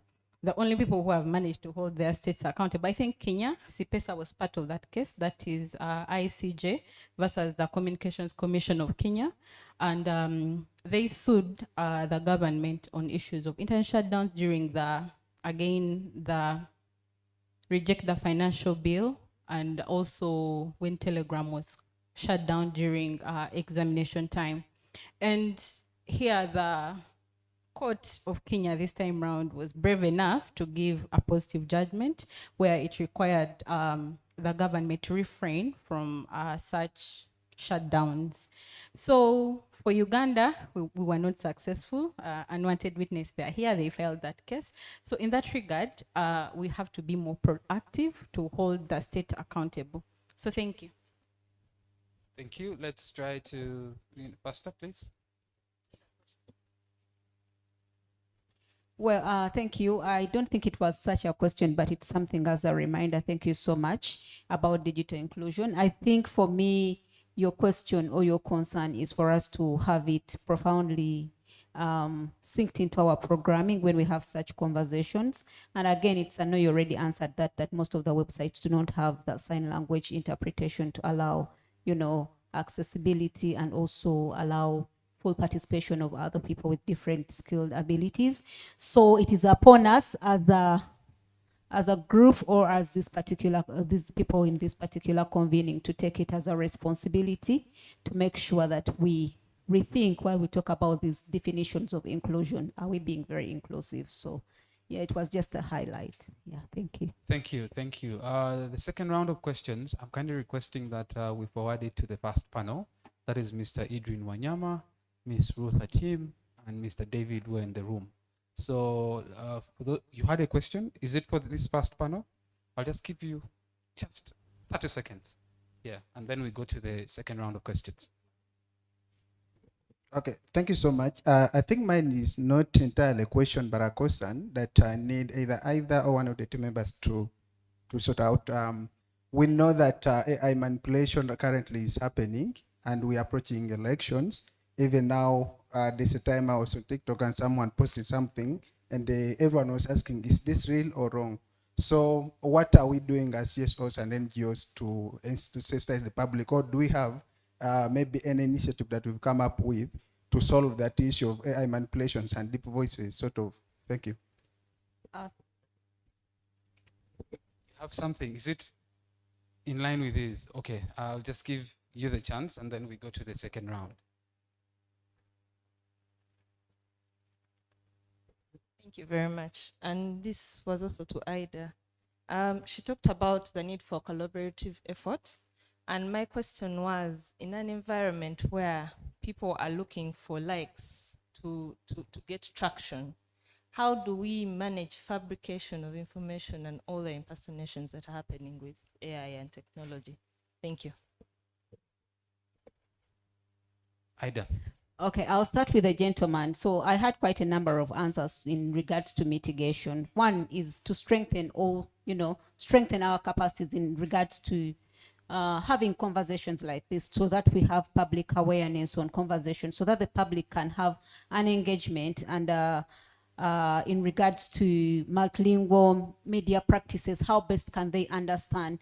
That is a very, very good example in regards to their concerns. So if these things are talked about more often, you see how other programmings, let me give an example, like in sexual reproductive health and rights, for example, there are things that have been talked about over and over, whereby if someone hears or listens to something like that, at least they know how best to go about it. So the more we strengthen our capacity in having conversations, allowing public, awareness, can enable us to mitigate such. Also, some other thing that I want to look at, these things require money. Maybe we need to look at local funding and probe for local funding. There is a lot that can be done when there is some kind of investment that is intentional to make this sure that these progressive practices are also, embedded into such conversations. And then there are regulatory and legal updates in terms of clarity in regards to crime. I do not think that Uganda takes, online violence as such a big thing. But I also do not dismiss the fact that there has been some efforts. For example, we saw some of the bloggers brought to book about different, cases. There was one, I think, called, Pressure, who was taken to court, and many others have been brought to book. So this shows the public that actually there are consequences in regards to abuse, especially when it comes to online violence. And then lastly is protecting vulnerable groups. It should be upon us to be intentional and clear in protecting the vulnerable, the women, the abused, when there is a case or there is a concern and it requires public campaigns. I think it's someone from Kampala Analytica talking about how things came from the street, from tear gas, and we have seen how people have contributed to accountability and transparency online and calling up different governance services where there has been, failure and where there has been misuse, how people call up upon you, people naming and shaming different people so that people can reform and change. And then lastly, we need to prepare response protocols. It should be a must where there is response. So when someone does report, what are the response protocols beyond just reporting? Are they heard? Are they, given time to court? Are they, do they follow up until something is sorted? Yeah, and then the question to her, I think I forgot the question a little bit, but kindly revert or revise it for me.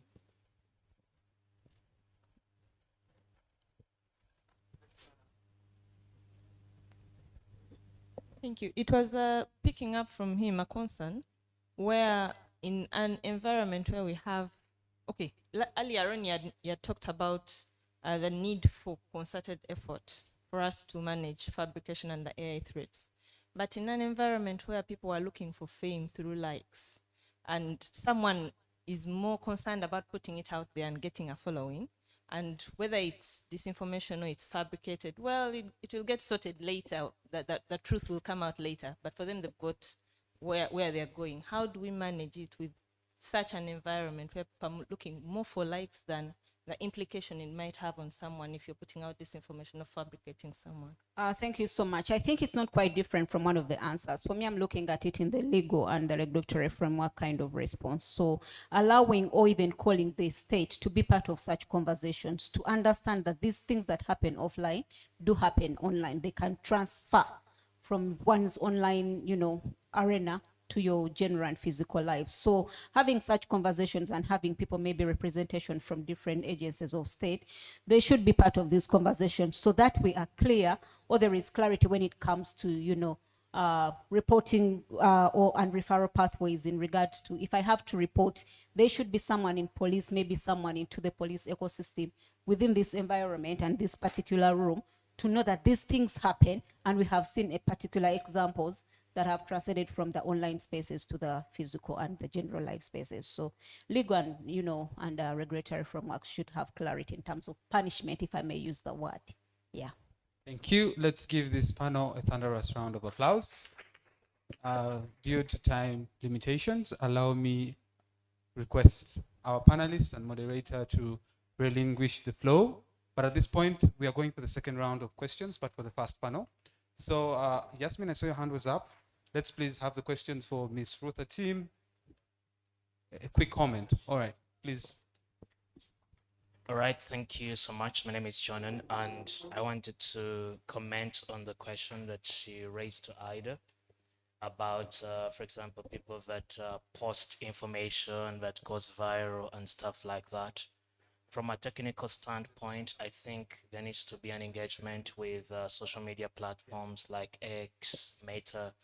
There is a friend of mine who did a study called Misinformation, Disinformation by Design, because the algorithms of social media that recommend to us information are not built to spread truth, but they are built to spread information that is popular. So even if someone has something that is not true, but it is getting enough engagement, comments, that is definitely going to be perpetuated and spread across the platform. So one of the things that are happening at an international level is engaging different social media platforms to see how they can fine-tune the recommendation algorithms to work better. And we are seeing X recently, I think last week, it has made its algorithm open source so that developers can build on it and make it better. So that's one of the ways.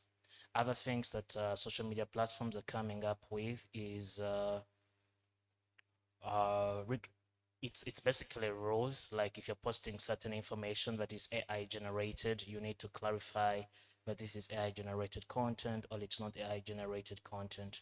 But then there are also other AI tools. There are platforms like Verify, Trollwall AI in Slovakia, all across Europe, that kind of automatically detect such information and flag it off, either as false, AI generated, or otherwise.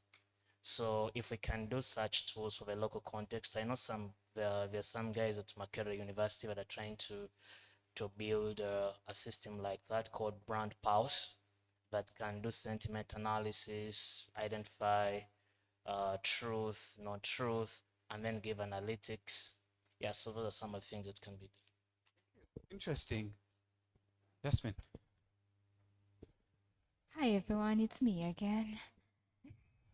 So my question goes to Adrian, and it's about regional frameworks and regional bodies. So when you had this conversation, you told us about all these regional frameworks. My first question is, you have to realize that when it comes to regional frameworks, whether it's AU, whether it's Africa, whether it's, you understand? A state must have ratified or become a signatory to it to be bound by it to, you know. So considering the way African states don't actually ratify these, you know, regional frameworks. What does that say about, you know, implementation and with like how effective these regional frameworks are? And two, regarding regional bodies, yesterday we had group discussions, and this was one of the issues that came up because we identified the use of regional bodies as the solution to, you know, empowering African communities to have a stronger say, a stronger bargaining power when it comes to big tech, because at the end of the day we don't have the numbers that, you know, can influence them greatly. So why not use, for example, Uganda on its own might not have, we only have like, you know, internet users about 18 million, so this might not be a huge number, but when you look at East Africa as a whole, when you look at Africa as a whole, the number is a lot bigger. Why not use, you know, our regional bodies to influence big tech and the policies they have for Africa? But the issue that came up is how effective are these regional bodies in, you know, implementing these things? How effective are they in putting these things into action? Have we seen them do any of these things? Have they actually, you know, achieved these aims that they put up, not just on paper, but actual action? And because at the end of the day, it's one thing to say regional bodies have this structure and they can do A, B, C, D, but are they doing it? Do they have the capacity to do this? And if not, like, how can we support them? How can we make sure that as Africa, as, you know, in a regional basis, that we can actually, you know, have more impact? And yeah. Thank you. Let's first do the questions, then you can respond.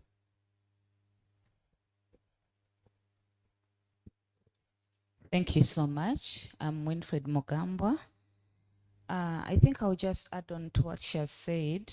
And I believe we can all agree from the discussions and from the panels that the policies and the governance frameworks are lagging behind.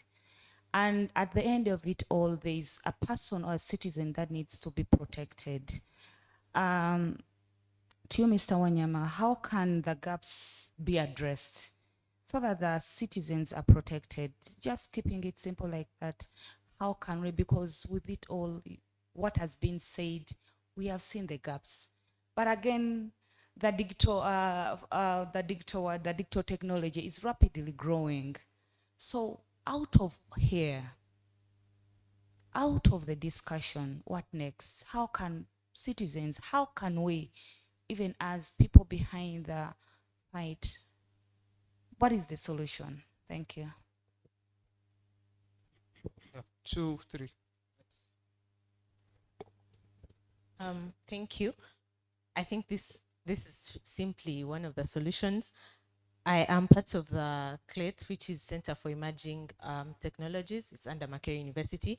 And one of the larger projects that we embark on is legislative advocacy. Firstly, to answer her question on international ratification, there is also the policy of international customary law that in the event that the practice has become sui generis, then the nation, even if it has not ratified the instrument, it is under international obligation to do so. Uganda, one of the ways, has constantly given reports that it's actually doing it when on ground it's something else, but that is really a political question. So when we come back to legislative advocacy, it also looks at the policies. We realize that the policies are lagging, but the policies are done by the members of parliament that Ugandans decide voluntarily to elect, and a lot of them lack qualifications. When you look at digital rights, their essence, the people in this room know the nitty-gritties of digital rights. They know inclusion. They know what that then means to the native person. But the people that have been put in place to then legislate on the same might not have the expertise needed to ideally create the law that is going to answer the questions of the native Ugandans, that's going to look at these different entities and how much passion and advocacy they do into their work to make sure that these rights are realized. So then that's where a legislative advocacy comes to and becomes a larger solution, because it becomes a permanent solution that if one of these entities decide, there's the Copyrights and Neighboring Acts Amendment Bill that we brought submissions under. And during our submissions, I remember the experience was a lot of the times when you discuss about AI, when you discuss about digital rights, when you discuss what then does that mean, what the legislator is interested in is, how am I going to tax these people? The question then becomes, but then before you tax them, before these rights are realized, the people that have the information, the people that have the expertise, because in this room, what I hear and what I understand from the discussions and the conversations is that there is so much knowledge, there is almost a depth of expertise, there is experience, people have worked for years and years to participate and have realized the truths of Ugandans, which probably the people in parliament might not know. So then it becomes your role to then also carry this intellectualism, this perfect dimension, these conversations that are in depth to the people that make the law and say, look, this is where the gaps are lacking, probably in AI, in digital rights, in technology, in allowing other Ugandans to do so. Because when we also look at regulation is a reasonable question in Uganda. When you look at the fact that speech, it's only political speech that is being taxed, that's being taken down. The only people that talk about things that matter in the country, the people that are serious, the conversations that actually impact Ugandans, they're the ones that are being regulated in such depth.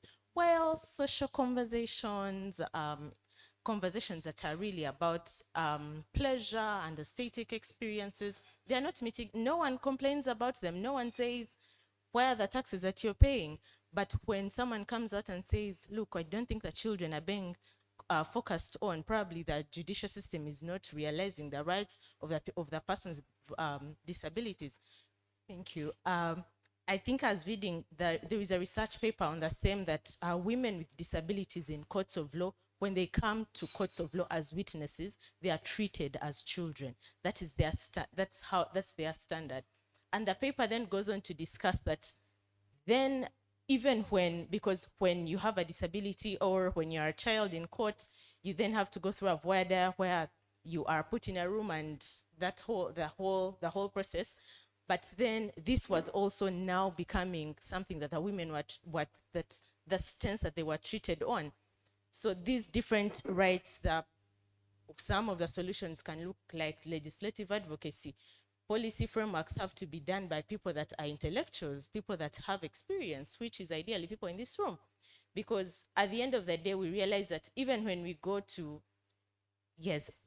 even when you go to these different call to actions, a lot of them has to be just you coming out and talking to the people that you think that have the changes and the power to actually put out the law, because it's only through the law that we'll be able to realize these rights. Thank you. Thank you. I think you should run for office. Maybe when you're in parliament, you can help change. Thank you. My name is Benon Kayonga from Electoral Commission, Public Relations Department. I was sitting here listening to some of the comments that were attributed to us as part of a government agency. But I wanted to make a comment. Electoral Commission is cognizant of the fact that we are in the AI era, and that it is very vital that we employ the digital tools, and we've been using them. For example, they talked about the biometric voter verification machine. Now, as a government entity, we are aware that much as we come into these rooms and we talk about all these IT, digital, everything, we should be also cognizant of the fact that it is not widespread through our society, being a third world country. Most of our people are still illiterate. They don't even have access to a computer. So the stories that we come up with here, we tell our stories. This is a small segment of the urban population. The larger part of the voting population is illiterate. So I think the clarion call to the CSOs and then the government is to increase awareness and provide equipment, training, and awareness to our larger population to bring them on board to be able to tell this story and to be able to understand how to use these digital tools. Otherwise, even if we keep talking about them, many people are not aware. Even the few that have access to them are abusing them. For example, they are using the digital platforms in a negative way. I can give you an example. I happen to be on the verification team for presidential aspirants. And one of the candidates, maybe many of you know him, Katumba Oye. He happened to have brought his forms, supporter forms. He complied. But we just told him something small, that just give us a cover letter. Just go and type a cover letter, just to verify what you have brought, such that we cannot have a discrepancy. And in 1 minute, they had already tweeted that Electoral Commission has turned away Katumba. And you can imagine, in just 30 minutes, this gentleman had already brought the letter. We just told him to give us just a break because people had gone for lunch. But within 1 hour, 2 hours, we managed to work on him. By evening time, Katumba Oye had successfully submitted his candidate signatures. Now, it means the story that was told at around 1 contradicts what exactly took place by the end of the day. So meaning, people are not yet trained on how to even use the digital tools. They are using them just to cause speculation, excitement.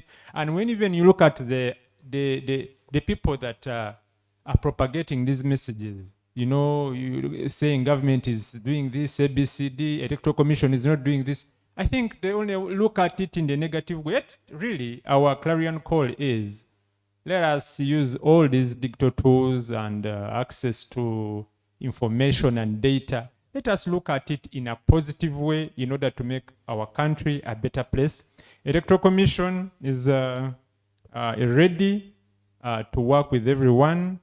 The biometric voter verification machine has been in use since the last previous elections, and its job is entirely, it's a digital tool, but its job is entirely to verify that you are actually a voter and you are not a robot or you are not anything. However, we also, it goes hand in hand with the manual register, such that where there is a technical fault, we can always use the manual register because these are machines.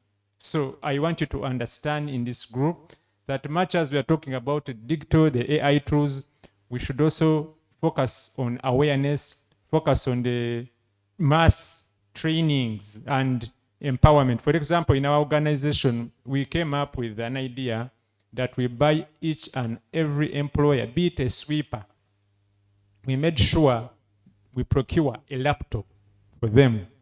And now we are thinking of training everyone to make sure that you know how to use this computer before we even talk about the AI tools. Does someone know how to use a computer? So that's what we are talking about, mass awareness. And I would like my colleagues who have been presenting to educate, to probably tell us more on what could probably be done to make sure that everyone is on board. Because otherwise, if we don't do that, we shall have a small fraction of people telling the story and spreading all kinds of information, but the larger community in the villages and everywhere are simply listening posts. Thank you so much. Thank you very much. At this point, I'll just take one more question. Okay, two, but let's make it brief. Then we have the responses and we can close. All right, thank you so much, Lodrick from SEPA. First of all, I want to compliment the work done by Daniel. Unfortunately, he left, but I will request the moderator for that session, who is Caroline, maybe to follow up on what I'm inquiring. One, Daniel said they developed an AI that uses seven key languages, our 7 key languages in Uganda. So what I don't know is how feasible to access it to, maybe, is it a mobile application? And if yes, can he maybe give us some information on how we can access it? Because from the research background, that could be helpful in our implementations. Thank you.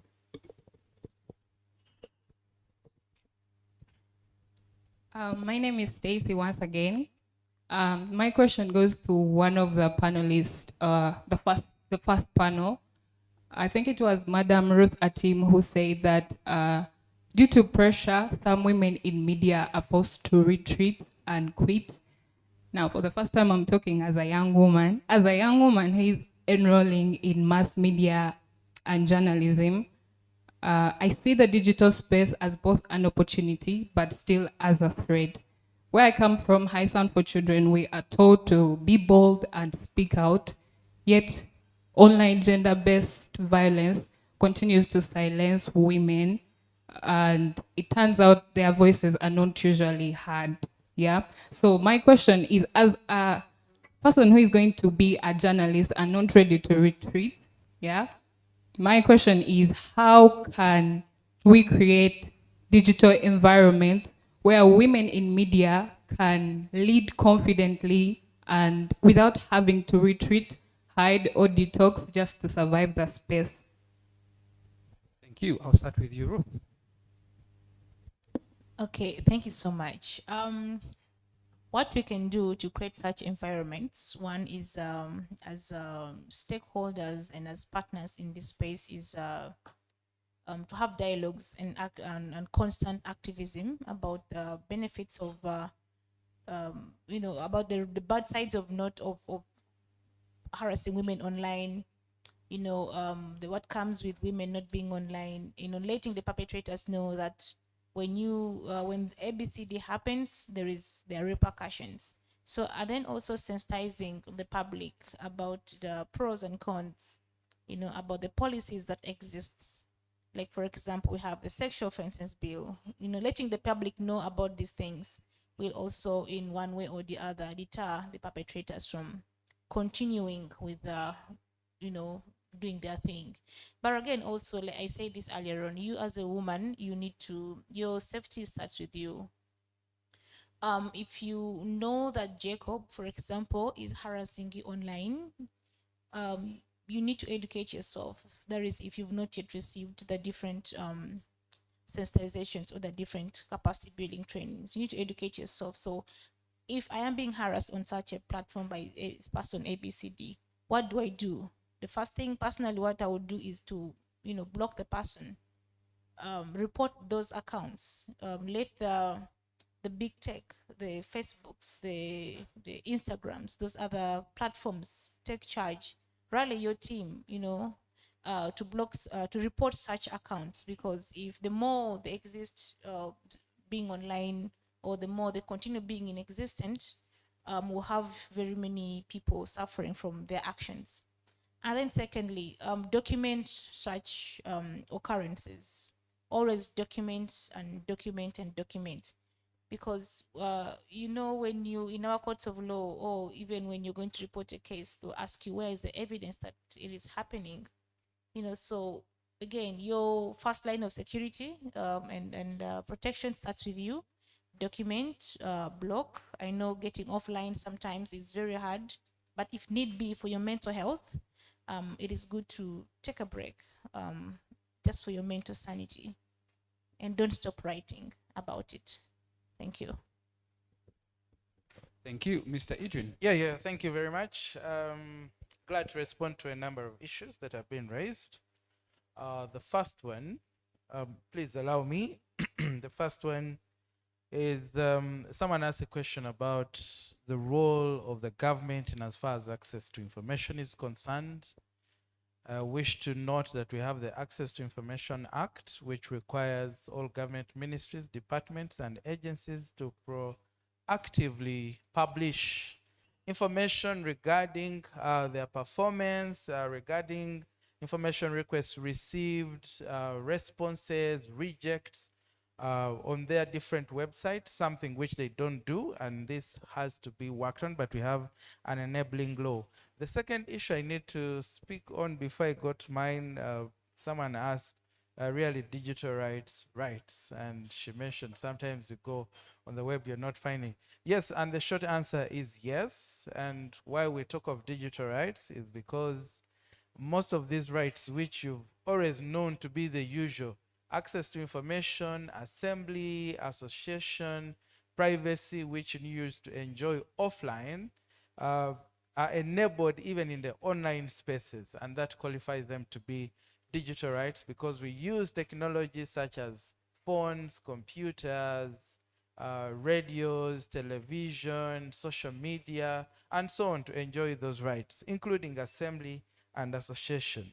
So my colleague there who asked about the regional frameworks and bodies vis-a-vis ratification, yes, it is something we note that for most of these instruments to work, they should have been ratified, that is one, or the state can even have gone an extra mile to domesticate by enacting a law internally or nationally that operationalizes that instrument. Unfortunately, for Uganda, for example, the Malabo Convention, which I talked about, Uganda has neither signed nor ratified. So even if we are talking about data protection and privacy, but we fall short on the parameters of what is expected of Uganda. But as somebody mentioned about international customary law, I think one of the key instruments which we acknowledge is the Universal Declaration of Human Rights, which is quite clear, which no country has actually signed and ratified, but it applies by way of custom, and states are actually bound by some of the provisions, and it enlists, especially in Article 19, most of these rights that we are talking about. So it's a big challenge that I actually acknowledge, and there has to be much to be done around that. And then in respect of the question on how effective regional bodies are in attaining intended goals and objectives, of course, to note again, quite unfortunate is that we always, governments always express, say they are committed, they want to show that we are pro-Africa, we are going to promote most of these digital rights and freedoms and other rights and freedoms. But unfortunately, these regional bodies face the following challenges, which we actually acknowledge and everyone should acknowledge, and then we see. One is the lack of enforcement power. Countries often front the sovereignty doctrine and then underlook the application and enforcement of international instruments. So they tend not to be binding. For example, the African Commission I have talked about, even when you take complaints to the Commission and then it comes to a decision where it is finding a government liable, it will not make my binding decision, it will just make recommendations. We therefore recommend that Uganda does not switch off the internet. Just that. It does not say, we therefore order the government of Uganda never to switch off the internet again. So that's a big, big, big issue. Secondly, there's usually a general lack of political will by governments to implement or to follow what these instruments say. We have the African Court on Human and People's Rights. The government said we want an African court because the International Criminal Court is haunting African leaders. It was made for the African, so we are making our own. So the African Court on Human and People's Rights starts being effective and making binding decisions. Then they say, no, we are not agreeing to this. And some other countries, like Tanzania, opted out, it bowed out of the court because they had made quite a number of decisions against it. So the lack of the political will and state non-cooperation. And then resource constraints, they are overly dependent on donors. The resources are not usually there. So it becomes problematic. And also limited awareness on the work of those regional bodies is another challenge. And then I see the man is coming near. I think time is going. But let me speak to the next question. You can also see I'm now rushing. Yeah, how can the gaps be addressed to protect citizens? Something which I think Winfred raised. Some of the mechanisms which these regional bodies have in place to hold the responsible parties accountable include the following. The state reporting procedures, where states have to periodically report on the status of compliance, for example, with the AU Treaty and the Charter, the African Charter on Human and People's Rights. The other is special mechanisms, such as the special rapporteurs and working groups on the different issues, such as women, children, and others. And then there's what we call communications or complaints procedures, which I just highlighted in the previous discussion, where the Commission just makes some recommendations. And also some staff of these bodies, such as special rapporteurs, make country visits and fact-finding missions to establish the true status of the situation. But unfortunately, they never meet the obligations because one, even when you do reporting, it is not usually binding. I did not follow strictly. Secondly, there's lack of awareness amongst the people. They do not know who to engage and how to go about it. This means we have to raise awareness, and then also you have to protect them, especially those in your sections, those who are dealing with women, children. We have to make sure that we take on that, and then also document and track every human rights issue such that we can present them for evidence and see how to hold these agencies accountable. Thank you, sir. Thank you very much, Mr. Wanyama, and to you all for having participated in this session. Mr. David, I would have loved to give you some time, but maybe I just give you 10 seconds. Please, 10 seconds so that we can wrap it up. Yes, thank you so much. I just wanted to respond to one question, especially from the gentleman from the Electoral Commission. One, I want to agree with you with the fact that we have, of course, only a small part of the population, especially those that are based in urban areas, that are having access to most of these digital technologies, and that in most cases, you discover that they are the ones that are spreading the, this disinformation or misinformation, and that in itself actually becomes a danger And that is why we need to pay a lot of attention to those people that actually do not have most of access to these technologies, because in most cases they are bound to believe what they are told by those who access these technologies. And that now directly comes to the next question that you asked, which was in regards to us as civil society, telling you what, should be done, especially to help these people access this digital technology. I want to put it to you that for starters, digitalization as a service that is to be delivered, it lies squarely actually on the government.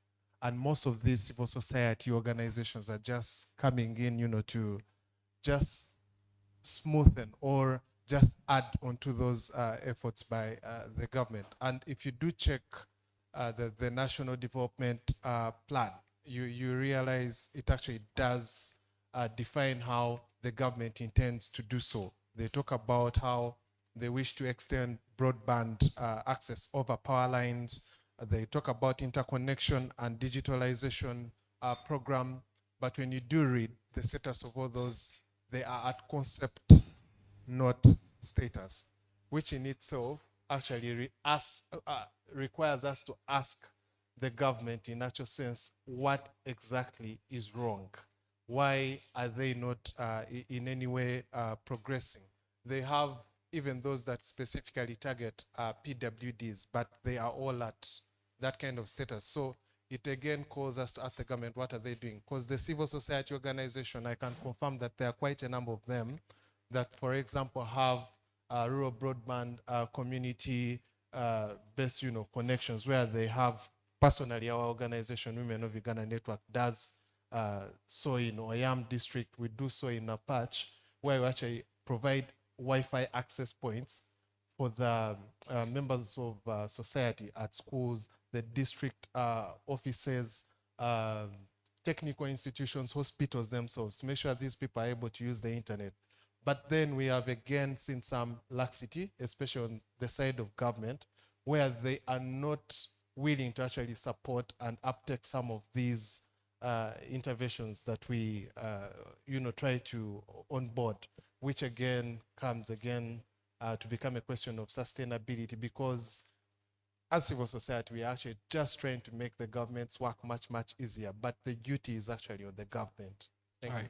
Thank you very much, David, for the wonderful submissions, and to you all for participating in this session. At this time, or at this juncture, allow me welcome Ms. Judith Atim, who is going to give remarks from the Center for Constitutional Governance. She will be representing our Executive Director, Dr. Sarah Birete, after which I will kindly request Ms. Judith Atim to welcome Mr. Francis Odogoraj, the Country Director of Oxfam, to make his remarks. Thank you very much. Judith, the floor is yours.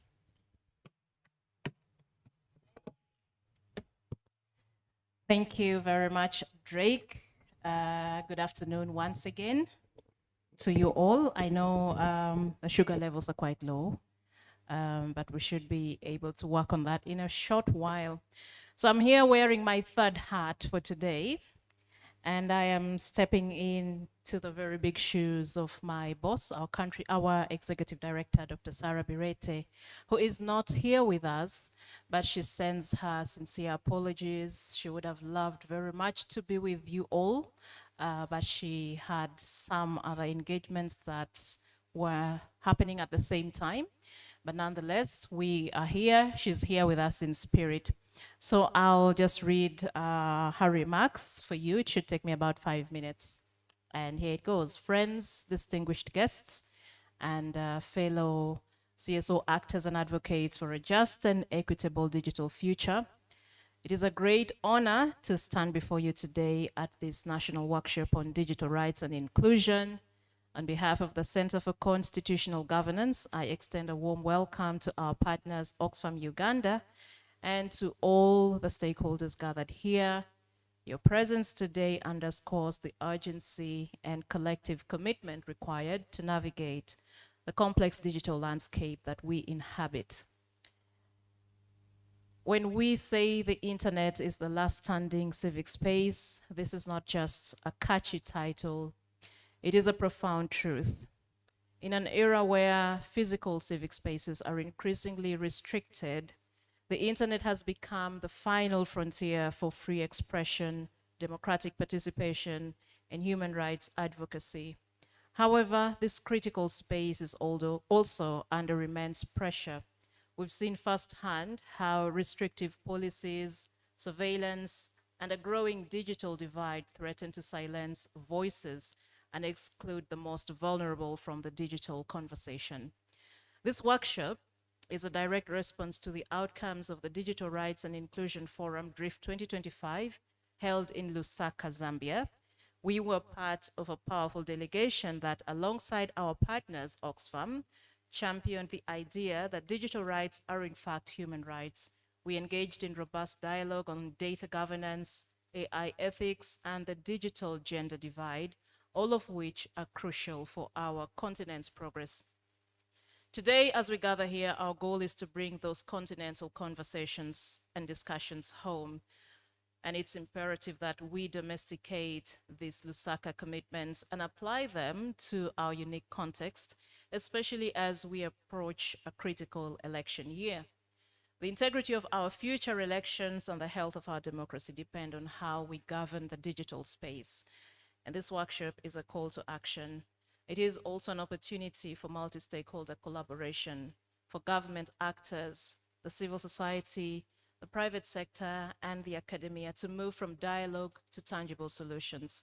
We must work together to strengthen our legal frameworks, bridge the digital divide that marginalizes women, youth, and persons with disabilities, and combat disinformation and protect electoral integrity. Therefore, let us take this workshop to forge a clear roadmap for a more inclusive, rights-based, and secure digital future for all Ugandans. And as we leave here, let us reflect on the fact that the work we do today will not only protect our civic space, but will also ensure that our nation's digital transformation is built on a foundation of justice and human dignity. Thank you. It is now my profound honor to invite the Country Director, Oxfam Uganda, Mr. Francis Shanti Odohorach, to share his remarks.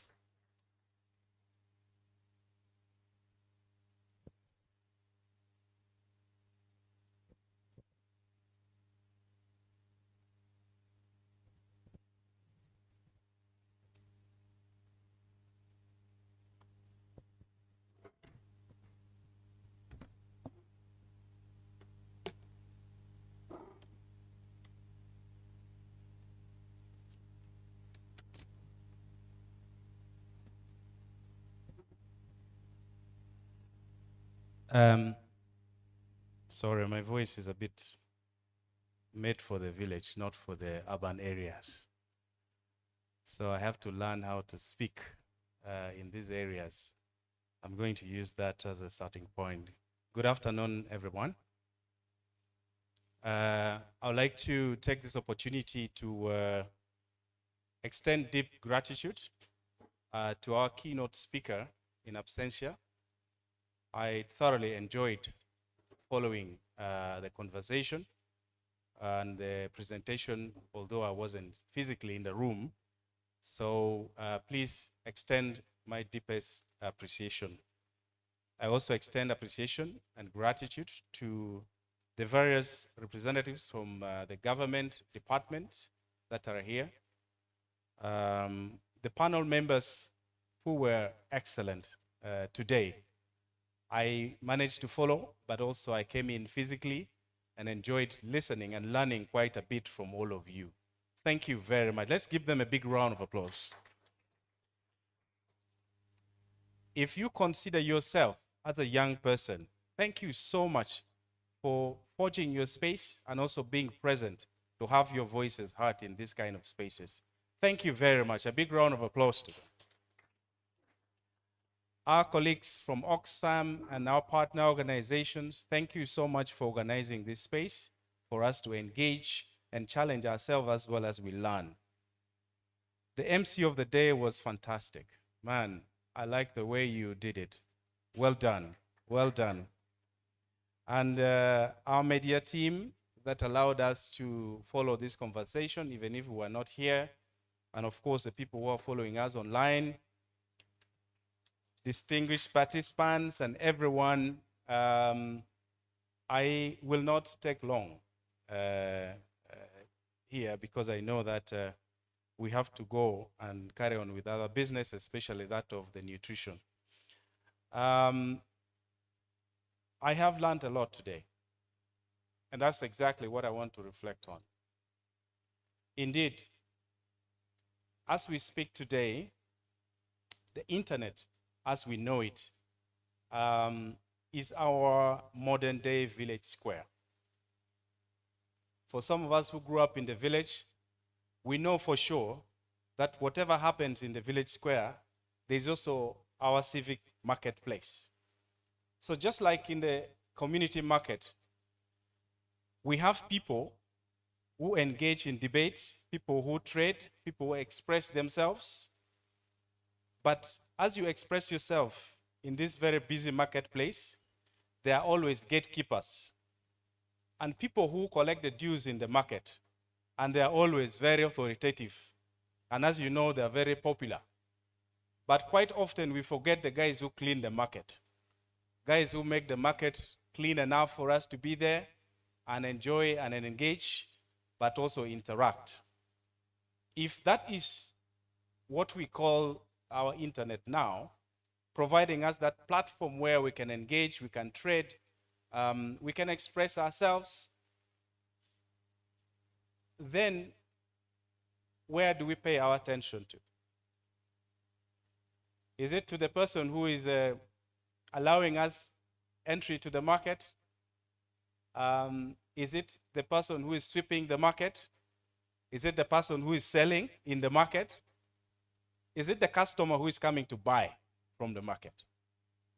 Or is it this comedian who is coming around? Always in those markets, there are some people who drink too early and then they make people laugh.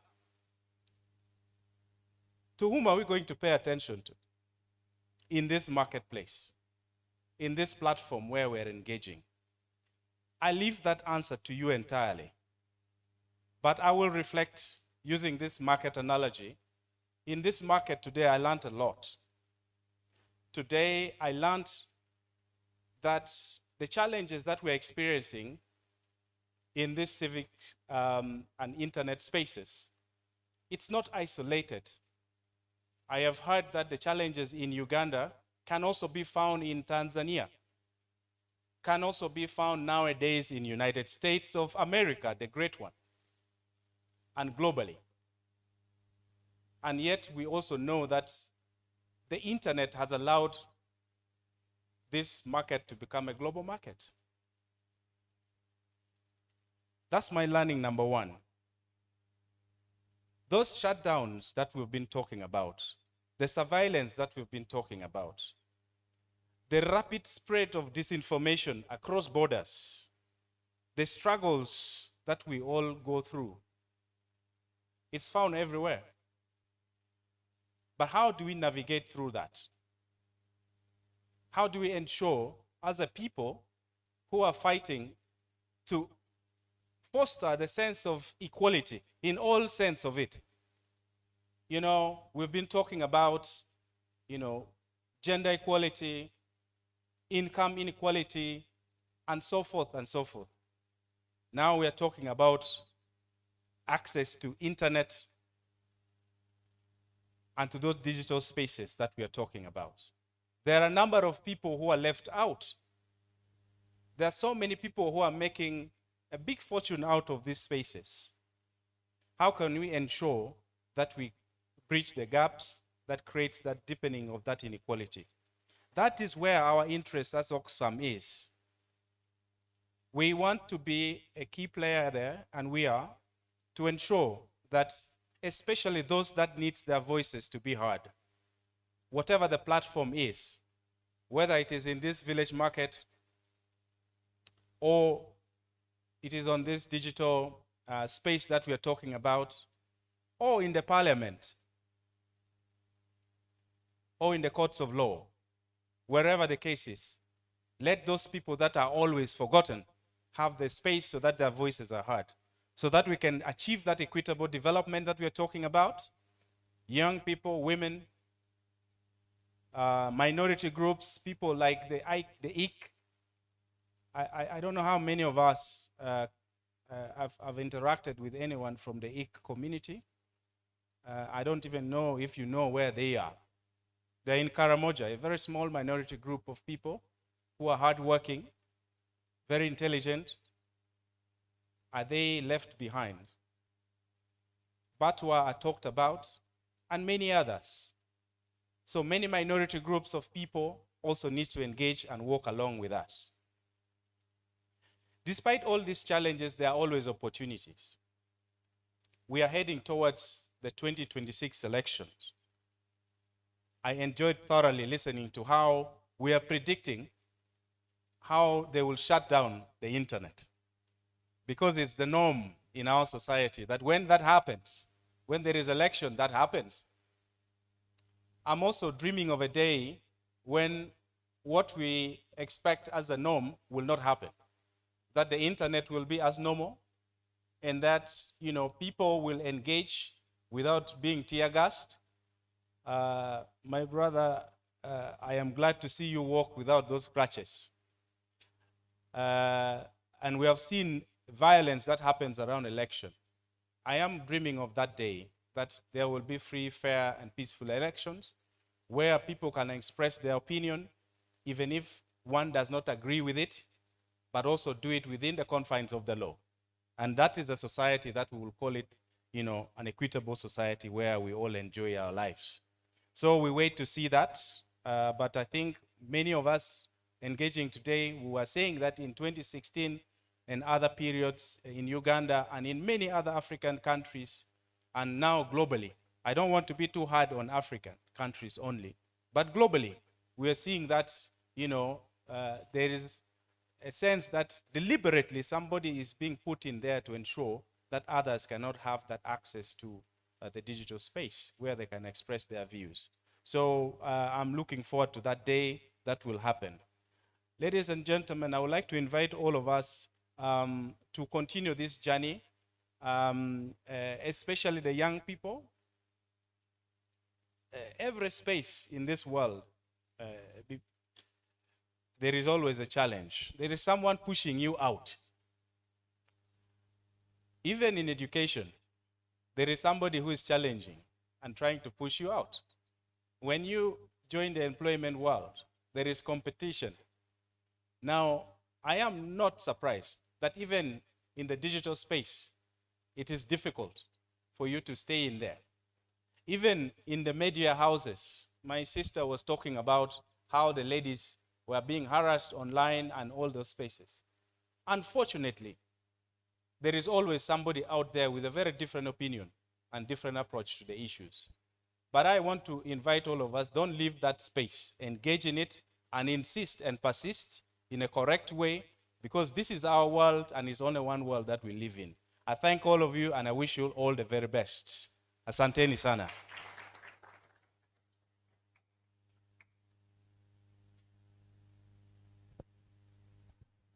Thank you. As the country director takes his seat, let's give him another round of applause, please. I know our time is fast spent, but the lunch is ready. Hood Luboa. All right, so I think we're going down for lunch. Yes, so at this time, please feel free to leave at leisure.